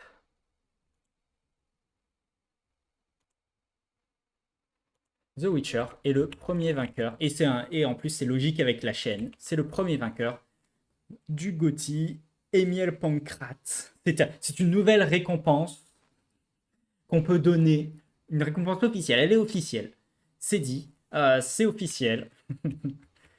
En vrai, il faudrait faire des sortes de GOTY comme ça, où on reprend, on fait pas avec les jeux, on fait avec les jeux auxquels on a joué dans l'année, et on reprend les catégories, par exemple. Qu'est-ce que ça ferait si on reprenait les catégories des GOTY là? Euh, Game Awards.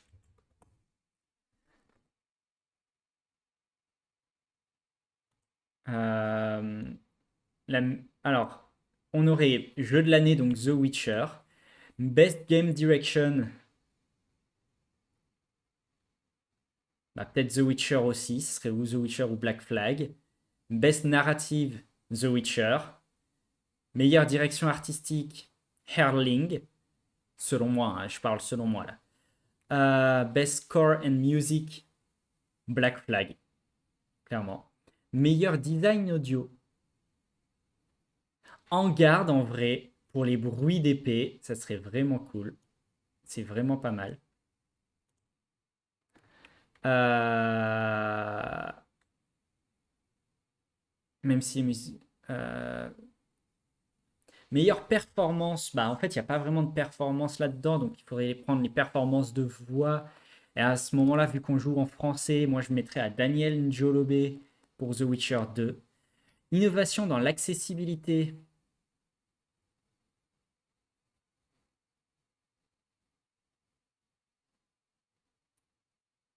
Erling. Games for Impact, Erling. Best Ongoing, bah, il n'y a pas de ongoing là-dedans. Enfin, si, un petit peu Worlds of Aria, donc forcément, par défaut, Worlds of Aria. Meilleur support de la communauté The Witcher. Black Flag, je veux dire. Black Flag, parce qu'il y a des mods, etc. Meilleur jeu indépendant, bah, de ce que je vois, ça serait Erling. Meilleur premier jeu indépendant, je sais pas. World of Aria, je suis sûr que c'est un premier jeu indépendant. Après, pour les autres, je ne sais pas. Meilleur jeu mobile, il n'y en a pas. Il n'y a pas de VR. Meilleur jeu d'action. Best Action Game. Bah, En Garde, logiquement. Action-aventure, je le remettrai à Black Flag. Meilleur RPG, The Witcher. Meilleur jeu de combat, bah, s'il n'y a pas de jeu de combat. Meilleur jeu familial, World of Aria. Pas de simulation stratégie, pas de sports et racing, pas de multijoueur. Pas d'adaptation. Et voilà. En gros, ça donnerait ça. C'est un truc qu'on peut mettre en place pour l'année prochaine. On peut faire une cérémonie. Si, je le proposerai l'année prochaine. Ça serait bien sûr pour la déconne. Hein. Ça serait bien sûr pour la déconne. Mais ça peut être rigolo à faire. Avec des votes vraiment. Avec des votes, tout ça. Ça peut se faire pour l'année prochaine, en vrai. On le garde. On garde l'idée. Enfin bref. Enfin bref. Et si je vous parle personnellement, si je prends les jeux que j'ai fait cette année, le problème c'est que je suis pas sûr qu'ils soient parfaitement à jour.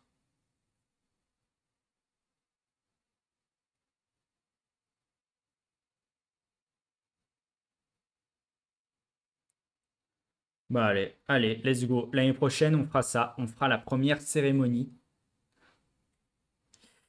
Je suis pas sûr d'être parfaitement à jour sur les jeux que j'ai fait cette année.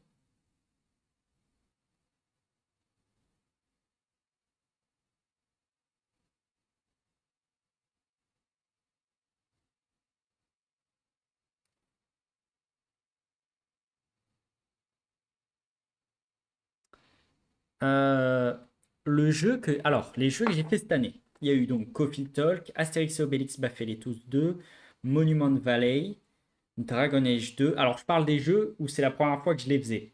Genre là, The Witcher et The Witcher 2, je les compte pas dedans. J'ai ma petite liste comme ça. Dragon Age 2, En Garde, Lonely Mountain Snow Riders, Assassin's Creed Shadows, Spider-Man, le Spider-Man de la PS4 là, Tomb Raider et Gris. Mon jeu préféré, ça a été Gris. Mon, mon- En fait, dans l'ordre, c'est Gris, Tomb Raider, Spider-Man, puis Assassin's Creed Shadows. Je sais pas joué à tant de jeux que ça. Non, mais même si c'est pas beaucoup de jeux, en fait. C'est Clair Obscur, Death Stranding 2, Vampire Bloodlines 2, Soul River Compilation, hmm, Flashback 2. Enfin, vaut mieux, moi je suis plus team de faire à fond un jeu plutôt que tous les enchaîner. Ça, je trouve pas ça. Je trouve pas ça intéressant. Bon, on va pouvoir retourner.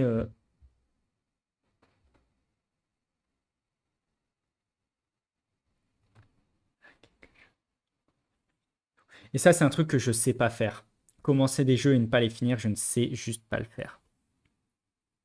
Bref, on va arriver à la suite. On va arriver au moment où on va faire le bilan de, de décembre. Alors, déjà, décembre, je pense que Lambda, tu seras d'accord avec moi, il y a un peu le début décembre.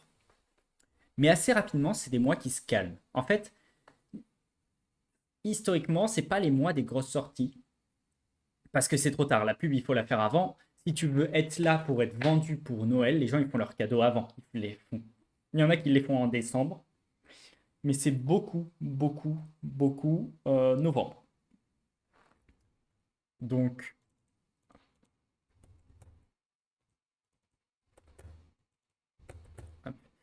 donc,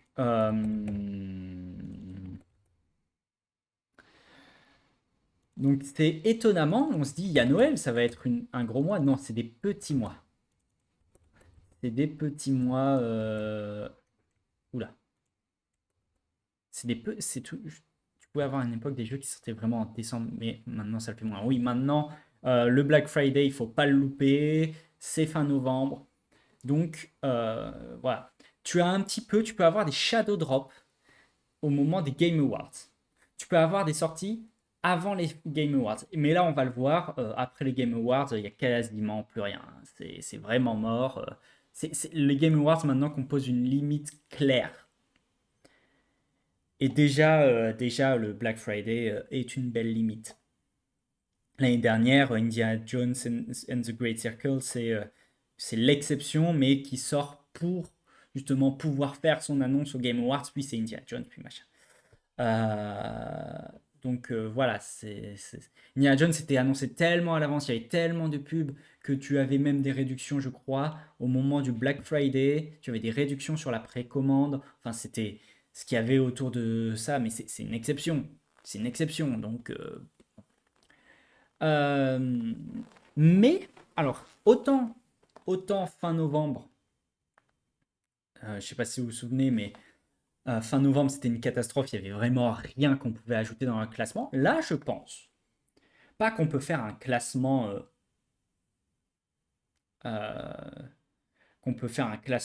euh, exhaustif où on peut se dire déjà, il y en a déjà un. Ok, lui, il est en route pour le GOTY. Je pense pas qu'il y en ait un qui soit en route pour le GOTY, mais tu peux avoir des jeux qui se placent là, dans certains, notamment qui se placent là, peut-être même un qui pourrait, dans les jeux indés, faire son petit trou, etc. Ce serait surprenant, mais on commence à avoir des choses intéressantes. Bon, alors, coucou YouTube, c'est de nouveau le cut, parce que pour rattraper mes boulettes. Et donc, on va partir sur le bilan de décembre de décembre 2026. C'est pas grave, je joue moins certains moments. Bah oui, forcément. Moi, septembre, c'est par exemple un petit mois. Ça, je le sais tous les ans.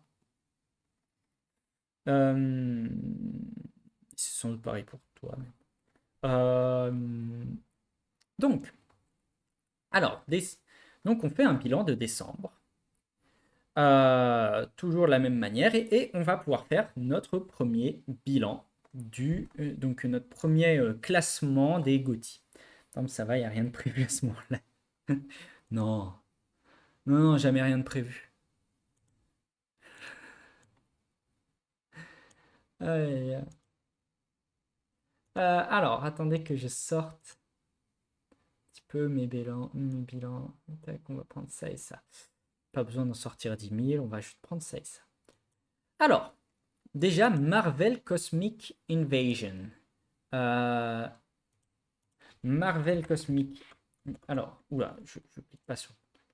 Marvel Cosmic Invasion, c'est donc un jeu sorti, si je ne m'abuse, donc sorti en début décembre, ça c'est sûr. Que je revois, il est sorti le 1er décembre 2025, développé par Tribute Games, qui a aussi fait, c'est ceux qui ont fait les Teenage Mutant Ninja Turtles, etc., qui font en gros beaucoup d'hommages aux anciens beat'em all. C'est des beat'em all typés à l'ancienne. Il était très attendu. Il était très attendu, mais vous le voyez, il n'est qu'en jaune. Alors, l'avantage, c'est que pour l'instant, vous avez un petit peu mes retours dessus. Effectivement, les retours sont corrects. Les retours sont corrects. Je vais vous montrer ça.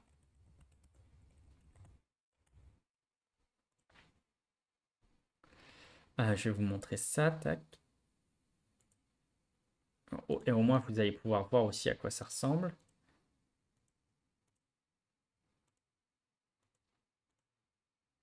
Hop. Voilà, ça ressemble à ça. Voilà, c'est très SNES comme beat'em all. C'était l'objectif. On a des notes qui sont plutôt dans les 80, alors un peu plus bas sur Switch 2, un user score, c'est aussi sur le Game Pass totalement, c'est sorti sur le Game Pass, user score de 7,6. Peut-être que ça n'a pas totalement aidé aux ventes, Surtout que c'est un jeu qui, je pense, se joue plutôt sur console. Si on prend si on prend la PS5, les reviews des utilisateurs, on est quand même assez élevé. Alors Xbox Series X plus bas. Alors que bon, si tu l'as eu gratuitement, voilà. Donc apparemment, les gens qui ont joué ont trouvé ça sympa. Maintenant, voilà. Il y a eu un pic. Il y a eu le pic Game Pass, en gros, du fait que c'était sur le Game Pass, sans doute qu'il y a beaucoup. Après, là, on est sur Steam. Donc là, c'est plutôt le pic de la sortie. C'était très haut et très rapidement, ça a baissé. Euh, au bout de, euh, au bout de 10 jours, c'était déjà en dessous des 1000 joueurs. Les estimations de vente sont en dessous des 100 000. Jeu très rétro qui touche effectivement, ça touche sans doute un public niche. Maintenant, ce qui peut être intéressant, c'est de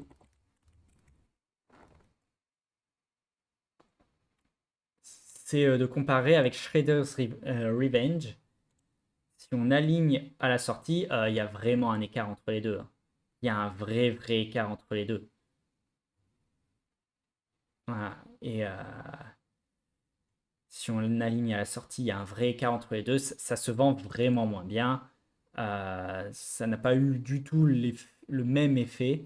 Mais c'est aussi lié au fait que le beat'em all n'est pas en grande forme et qu'il y a des grosses pubs sur un autre jeu Marvel, c'est Marvel Token, jeu de combat Marvel. Et donc les fans de Marvel se lancent pas d'emblée sur Marvel Cosmic Invasion. Donc, c'est pour ça, je le mets en jaune, pas du tout pour dire que c'est un mauvais jeu, mais pour dire, bah, on n'est pas du tout sur un top jeu de l'année. Alors, bien sûr, c'est pas toutes les ventes, je le rappelle, hein, je mets les ventes enfin, les jeux qui me semblent, ou qui avaient des grosses pubs, etc., ou qui avaient voilà, ou qui avaient des grosses pubs, ou qui ont marqué le mois, ou alors, et parfois je loupe des jeux où j'ai l'impression que personne n'en a parlé et que c'était pas important. En fait, il y en avait. Il faut pas hésiter à me le dire. Ensuite, on a aussi Let It Die Inferno. Alors, Let It Die Inferno, donc voilà. Alors, si jamais je mets des retours corrects, voire bons, mais pas tant de ventes, problème d'un genre qui s'essouffle, probablement. Let It Die Inferno, pas d'achat, dépassé par Arc Raiders, parce que c'est aussi un extraction shooter. Se vend comme il se vend comme un roguelite, alors que c'est un extraction. Alors, pas un extraction shooter, mais c'est un extraction game. Preuve, ça utilise même le terme de raider pour identifier le joueur. Euh, et donc, si je vous mets pendant longtemps, c'était vendu comme un extraction shooter et après pour pas être sur le chemin, euh, de Arc Raiders, ils ont changé un peu leur pub. Mais enfin voilà, je pense que là les chiffres ils se suffisent à eux-mêmes. Les chiffres se suffisent à eux-mêmes et si je vais sur Let It Die Inferno, c'est une catastrophe. C'est vraiment très très très très très bas. Pas de vente. Enfin, alors que il était vraiment pas, alors pas annoncé en grande pompe, mais il était quand même annoncé parmi les jeux qui allaient compter dans la fin d'année. C'est pas c'est vraiment c'est un jeu qui devait pas avoir un succès phénoménal, mais avoir son petit succès. Pas du tout. À aucun moment. À aucun moment il ne l'a eu. Donc, vous me dites hein, si je suis trop sévère, mais c'est un rouge assez clair, c'est le premier rouge. Metroid Prime 4 Beyond. Alors, il y a du très bon qui a été entendu comme du très mauvais. Ouais, il a des notes vraiment à chier sur Metacritic. Metroid Prime 4 Beyond, il y en a qui ont détesté. Et je l'ai entendu, je le sais. Je dis pas que c'est le jeu de l'année. Maintenant, on voit déjà que les critiques ont mis plutôt ont mis plutôt des notes correctes, mais les joueurs ont mis des encore meilleures notes. Ils ont mis des encore meilleures notes. Il y en a qui ont dit c'est horrible, machin. Alors, c'est là où, au moment où j'ai fait ce classement, il n'y avait pas encore trop les mauvais retours. Il n'y avait pas encore trop les mauvais retours. Et ce qui était dit, c'était il est timide. Il est timide, le jeu Metroid Prime 4 est timide. Euh,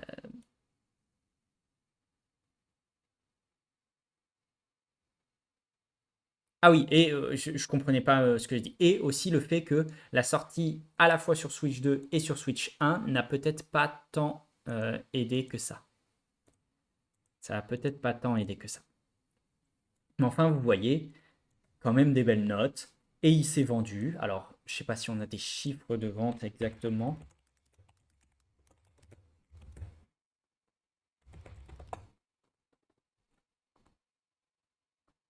Euh,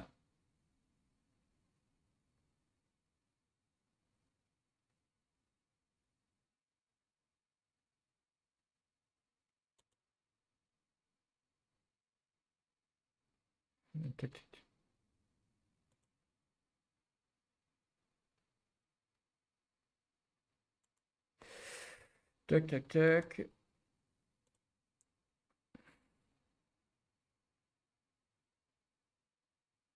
Ok. On n'a pas de chiffres de vente. On sait par contre que il a dominé notamment en Grande-Bretagne les ventes.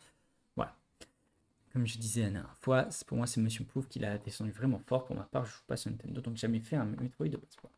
Bon, ça arrive. Et oui, il y en a qui l'ont descendu. Il y en a qui ont descendu Metroid Prime. Mais il y en a qui ont dit non, c'est vraiment sympa. C'est assez. On peut pas dire qu'il fasse l'unanimité, mais c'est une réussite. En fait, c'est une réussite commerciale au minimum, vu qu'il a été au top des ventes sur plusieurs semaines, ou du moins sur sa première semaine, c'était au top des ventes clairement, et que en moyenne, les notes sont plutôt favorables, même bien favorables. Donc, ça vaut quand même bien un verre. Le jeu routine ensuite. Le jeu routine, alors si vous vous souvenez, pour ceux qui ne voient pas ce qu'est le jeu routine, c'est une sorte de jeu d'horreur. Un verre. Oui, ça y est, j'avais pas tout de suite. Pourquoi mais oui, ok. J'ai. Non, mais ça mérite bien d'être mis en vert. Euh, Oula. Donc, c'était le jeu sous annoncé plusieurs fois. Il est sous Unreal Engine, jeu d'horreur sous Unreal Engine. Alors, non pas qu'il est. Il a eu. Je le mets parce qu'il a été. On a changé. Chaque jeu, bon, on se fait un shot. Alors, ça, c'est une idée. Il y a des mois, on n'en fait pas tant de shots, hein.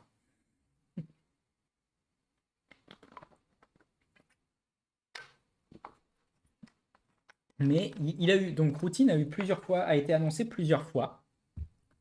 Euh, a eu plusieurs fois le droit à sa petite pub. Et voilà, donc c'est pour ça que je le mets, parce que quand même, il y a un moment donné, tu te mets en avant, etc. Bah très bien, tu te mets en avant, on va voir ce que tu fais. On va voir ce que tu fais.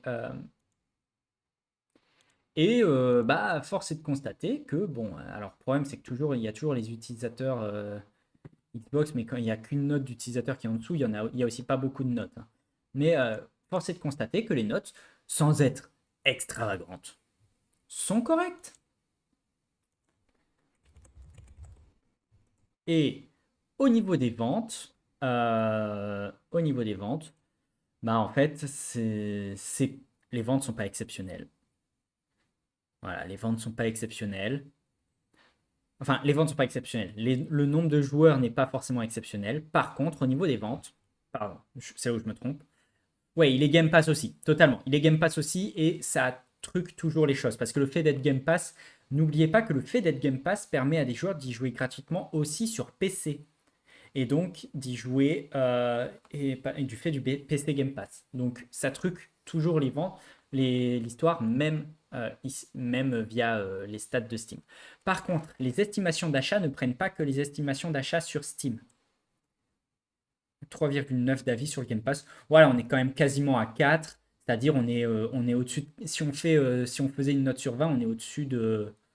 Totalement, totalement. Donc on est quasiment à 16. Donc c'est très bien. C'est très bien. Tu fais bien effectivement de nous dire ça, hein. J'oublie de le préciser à chaque fois, mais très bien. On dépasse quand même, selon les estimations, on est plutôt au-dessus des 100 000 ventes, sachant que c'est pas du tout un jeu type Noël, hein. Il y a des jeux pour Noël, genre les jeux Nintendo, quand ils sortent vers Noël, ça se comprend, ça va marcher. Vous en faites pas pour eux. Euh, Routine, c'est pas un jeu Noël. Et donc ça a bien marché. Euh, donc voilà. Euh, Sachant qu'il est sorti le même jour que Metroid Prime 4, hein. Il est sorti le même jour que Metroid Prime 4. Là, il y a 3 jeux qui sont sortis le même jour que Metroid Prime 4. Mais c'est pas du tout la même cible.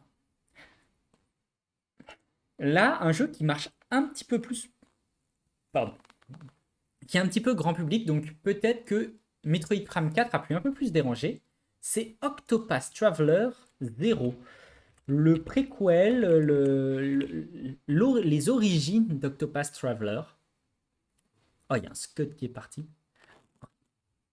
Quelqu'un se plaint qu'il soit en QWERTY et qu'on ne peut pas remapper les touches, sinon tu fais Shift plus Alt quand tu vas configurer.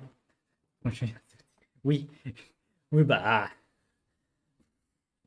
effectivement. Ouais, j'adore lire les avis. Les avis, c'est génial. Il y a un avis que j'aimerais retrouver. C'était sur un vélo elliptique, sur le site de Decathlon, où la dame se plaignait que ça faisait 6 mois que son mari était dessus. J'étais plié de rire. C'est le meilleur avis que j'ai jamais lu parce que c'est une histoire de fou et tu te dis, mais qu'est-ce que c'est que ce truc? Son mari n'a pas réussi à le construire en 6 mois. C'était trop drôle. Enfin, voilà. Octopus Traveler 0 obtient déjà des très belles notes sur Switch 2, alors un peu moins par certains utilisateurs. PS5 aussi, très bonne note. Si on regarde les utilisateurs, encore un petit peu en dessous. Série X, ça devrait. Ok, il n'y a pas de note. Et PC, j'essaie de voir. Waouh, PC, ça tombe vachement. PC, ça tombe vachement quand même. Quand j'avais regardé, les notes étaient vraiment bien meilleures. Il n'y avait pas encore eu. Là, je vois, il s'est vraiment fait. C'est un peu fait descendre, hein. PC, ça a pris cher. Mais alors que quand j'avais regardé, c'était pas du tout le cas. Par contre, c'est le jeu.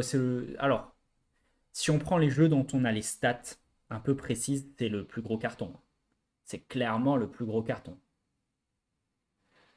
Et pourtant, en termes de nombre, en termes de ventes, c'est en dessous au niveau des estimations que Routine. Alors sans doute qu'il y a des questions de prix, hein. Le jeu se vend à 50 euros, Routine se vend à 25 euros. Mais c'est une belle réussite. Oula, pas le 2, pas le 2. C'est une belle réussite. Malgré tout, on ne peut pas aller dire l'inverse. Il y a quand même plutôt des bons retours, même si là, effectivement, ça a évolué, hein, au moment quand j'avais regardé la première fois. Je devrais prendre des captures d'écran de quand je regarde les premières fois. Ce serait pertinent. Donc voilà, c'est pas le plus gros nombre de ventes, par contre, c'est le plus gros nombre de joueurs, clairement. Donc voilà, malgré tout, moi je pense qu'il faut laisser en vert. Ensuite, là on arrive dans le moment où les ventes vont être faibles. Les ventes vont être faibles du fait de la période de Noël. Du fait de la période de Noël, Skate Story, par exemple. Alors Skate Story, on a entendu parler de lui. Il a un peu fait parler de lui, malgré tout vente faible. Mais si on regarde,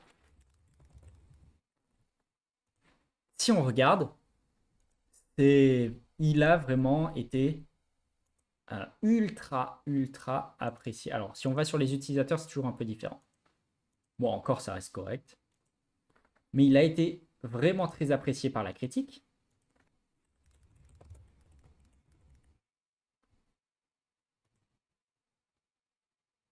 Par contre, en nombre de joueurs, bah oui, c'est pas la période. C'est clairement pas la période. En termes d'estimation de vente, on est à 50 000. C'est sorti après, hein, c'est sorti une semaine après les jeux que je vous ai présentés. Mais malgré tout, je vous montre, on part sur un vert selon moi. Ensuite, on a eu Unbeatable. Unbeatable, alors je vais vous. Unbeatable, un succès un petit peu plus gros en termes de vente. Je vous laisse voir. Pour rappel, juste avant, on était plutôt sur voilà, 848 joueurs au pic, etc. Unbeatable.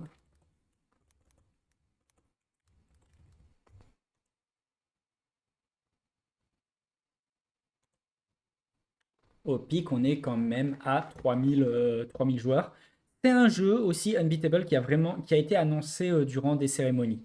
Ça, c'est toujours une aide. Il a été annoncé durant des cérémonies, c'est toujours une aide. On est quasiment à 100 000, acheteurs, enfin 100 000 ventes. Et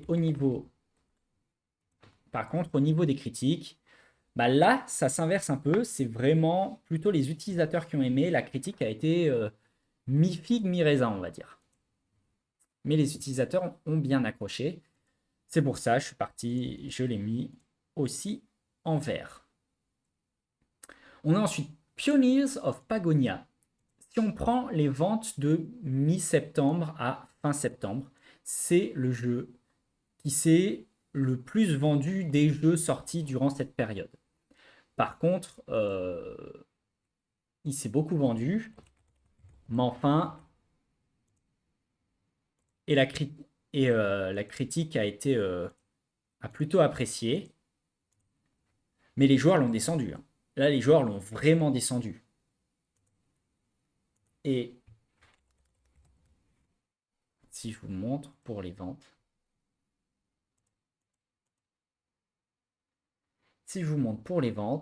c'est un jeu qui se maintient malgré tout. C'est un jeu qui se maintient. Alors là, il y a eu un pic, je ne sais pas pourquoi. C'est un jeu qui arrive à se maintenir et qui s'est quand même vraiment pas mal vendu, hein. Plus de 200 000, c'est pas mal du tout sur la période. Mais il s'est tellement fait descendre par les joueurs. Enfin, il n'y a pas de. Si vous regardez, encore ça va. Je pourrais presque le passer en vert. Qu'est-ce que je fais? Je le passe en vert. Ce serait peut-être plus logique, hein. J'avais l'impression qu'il avait pris plus cher au niveau de la critique.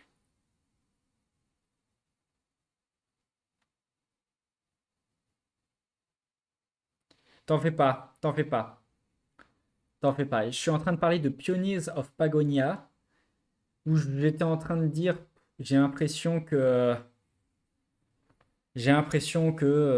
au niveau des ventes, que c'était pas ça au niveau critique, mais en fait, enfin, notamment au niveau des joueurs, les joueurs effectivement l'ont plutôt descendu. Mais ça reste ça reste le jeu qui s'est le mieux vendu des jeux sortis en mi-décembre, entre mi-décembre et fin décembre. Donc je sais pas, je l'ai mis en jaune et je suis en train de me dire, c'est peut-être plus un vert. Du moins c'est un vert si on regarde Skate Story et Unbeatable. Même si au niveau critique, ces deux-là étaient au-dessus, mais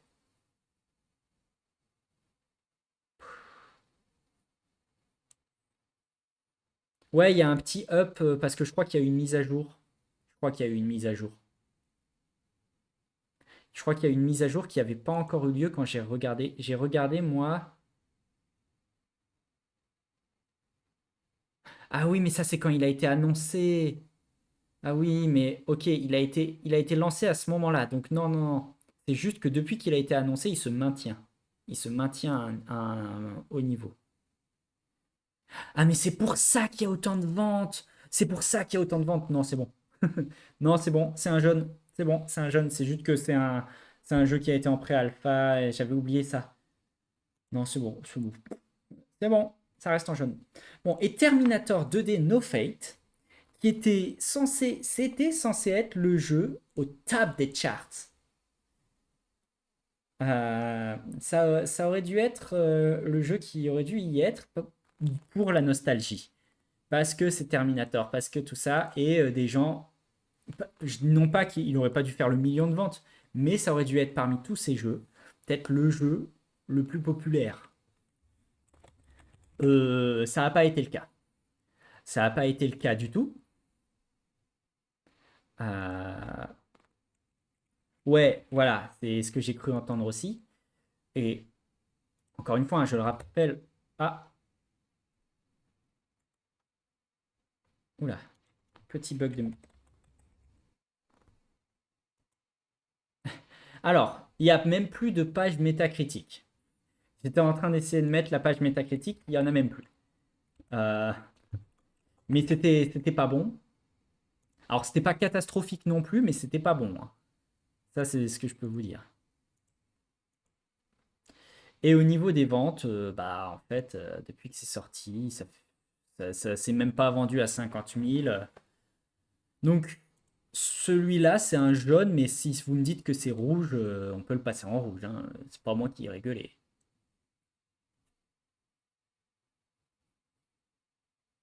C'est pas moi qui ai rigolé. Mais c'est un, bon, au moins un jaune. T'as une page métacritique chez toi? Ah bah, pourquoi moi elle s'affiche pas? Allez! Ah, il veut pas me l'afficher. Ah. Ah, ça y est, il me l'affiche. Ça y est. Bon, je vous montre.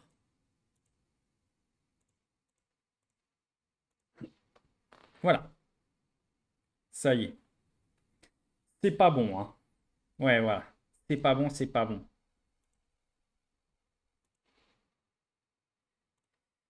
C'est pas bon du tout. Je peux pas. Bon, de toute façon, voilà. Donc voilà. Donc là, on a ces premiers jeux. Et à partir. Regarde le dernier avis user. Ah, attends. Ah, j'ai raté un truc. Ah.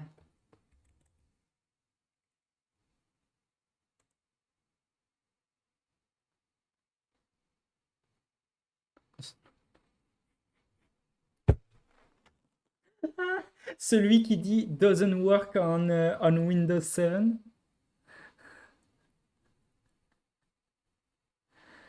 Aïe, aïe, aïe. Tu parles de celui-là? Ah, ah, il est trop fort.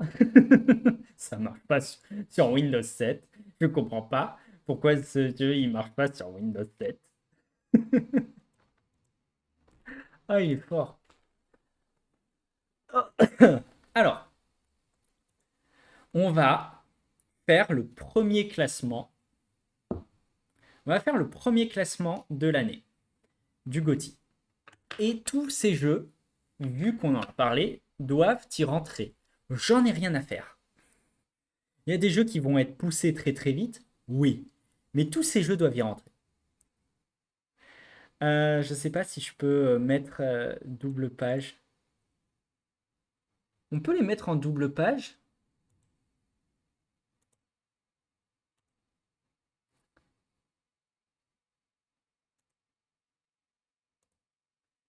Euh, Bon, pas grave. Alors, déjà, on va partir. Déjà, quel est le meilleur jeu? Enfin, quel est le meilleur jeu? Pas le meilleur, mais quel est parmi tout ça, le GOTY? Pour moi, ça se jouerait entre Octopath Traveler 0, Skate Story quand même.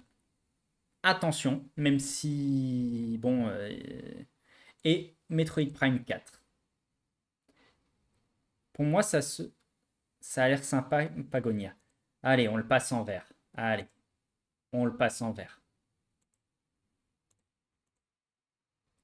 Je suis sympa.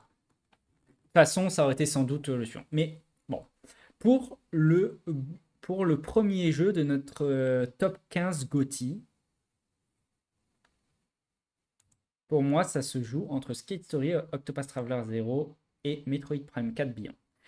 J'ai quand même l'impression que même si c'est timide, même si c'est Metroid Prime 4 qui serait peut-être le plus haut.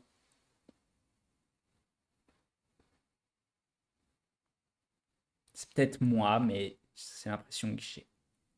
Je sais pas si Lambda, tu serais d'accord. Après, est-ce qu'il y en aura un de ces jeux-là qui sera dans le top 15 à la fin? C'est pas sûr, hein. C'est vraiment, je pense pas. Alors, si on regarde, est-ce qu'il y aurait un seul de ces jeux qui aurait été dans le top 15 Non. Voilà. J'ai regardé, j'ai vu Indiana Jones et le Cercle Ancien. Non. Aucun de ces jeux n'aurait été dans le top 15 l'année dernière.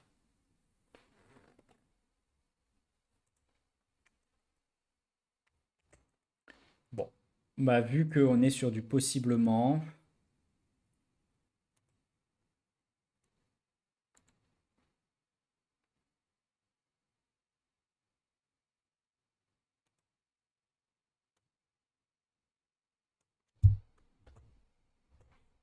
Hop.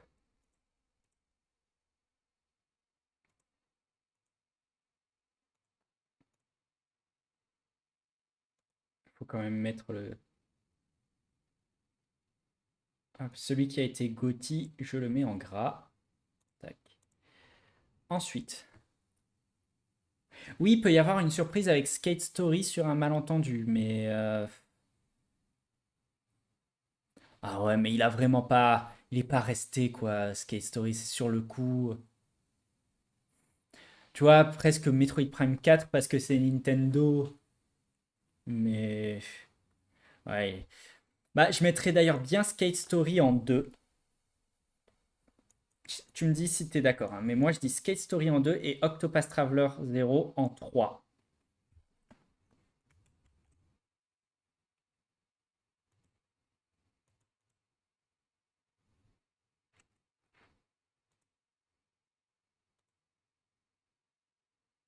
On est bon, on est d'accord. Donc.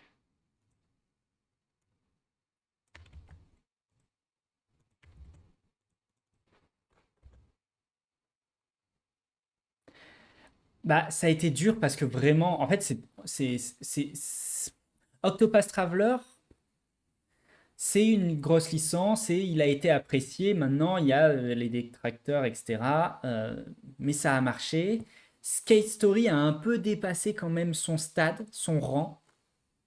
Donc au final, mais après, on est en décembre, il y a quasiment aucune publicité qui est faite sur ça parce que tout est concentré sur d'autres jeux, sur des jeux qui sont sortis avant. Enfin là, les jeux qui sortaient pour Noël, j'ai vu un peu de Donkey Kong Bonanza qui était balancé.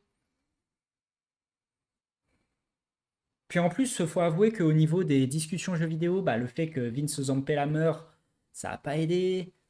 Et puis on a presque plus parlé cinéma. Enfin, on a surtout parlé d'autres choses, quoi. Et puis on était en famille, on était dans les fêtes. Donc c'est très compliqué de se rendre compte. Donc moi je fais des propositions. Voilà. Ensuite, on a eu Unbeatable, Routine et Pioneers of Pagonia. J'ai quand même l'impression que Pioneers of Pagonia, c'est le dernier de ce trio. C'est le dernier de ce trio pour moi. Mais je me trompe peut-être. Et après, Routine ou Unbeatable. Pour moi, de toute évidence, dès que c'est en jaune, c'est que ça ne peut pas être au-dessus.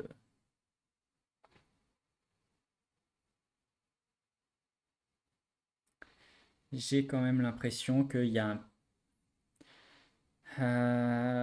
Mais j'ai l'impression que les joueurs ont vraiment accroché à Unbeatable.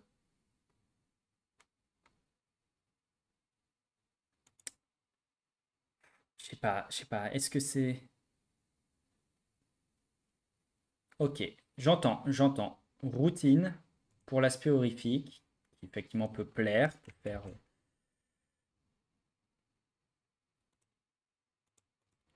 Non, mais en plus, même si on prend, enfin, même si on prend le fait qu'il y ait eu autant de pubs sur Routine, donc il y a eu un investissement, ça compte en fait dans les GOTY, c'est malheureux, hein, mais oui, il y a des jeux d'argent. Bonjour, bonjour, je ne vous apprends rien. Bienvenue sur cette chaîne où je ne vous apprends rien.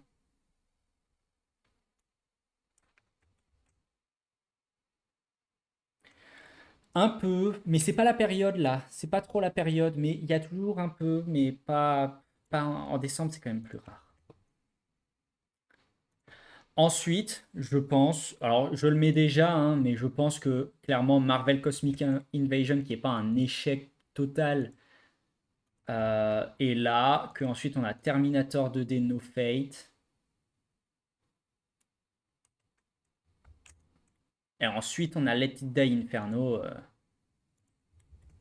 Let It Die Inferno au prochain, je veux dire le mois prochain il jarte, hein. Même si janvier ne promet pas d'être. Janvier promet pas d'être un gros mois, hein. Et pour moi, Let It Die Inferno. Je pense que là, on a un premier classement où quand on regarde ce qui est sorti, oui, bah c'est ça. Alors, c'est pas extrêmement représentatif parce qu'il y a d'autres jeux qui sont sortis qui seraient peut-être devant. Enfin bon, globalement, globalement, aucun. Je dirais si vous partez de là et que vous faites ça, tous ces jeux, quel jeu- maintenant on fait le pari, quel jeu sera encore là dans 12 mois? Ah, on peut faire le pari, hein, zéro. Zéro. Il n'y en aura aucun. Je, je peux, je le dis ici, maintenant. Oui, il n'y en aura aucun. Franchement, même en janvier, qu'est-ce qui sort en janvier?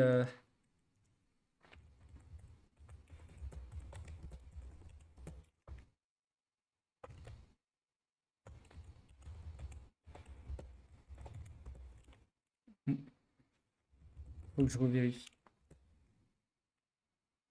Ouais, il y a certains joueurs qui abusent un peu. Alors, sortie de jeu en janvier 2026, on a Code Violet, successeur spirituel de Dino Crisis.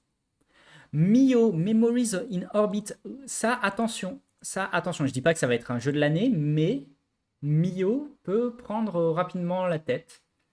On a Code Vein 2, c'est vrai. Et voilà. Ok, bah en fait, tous les jeux qu'on vient de citer vont rester encore un petit temps, mais ouais, il y a des jeux qui vont durer. En février, on a quoi?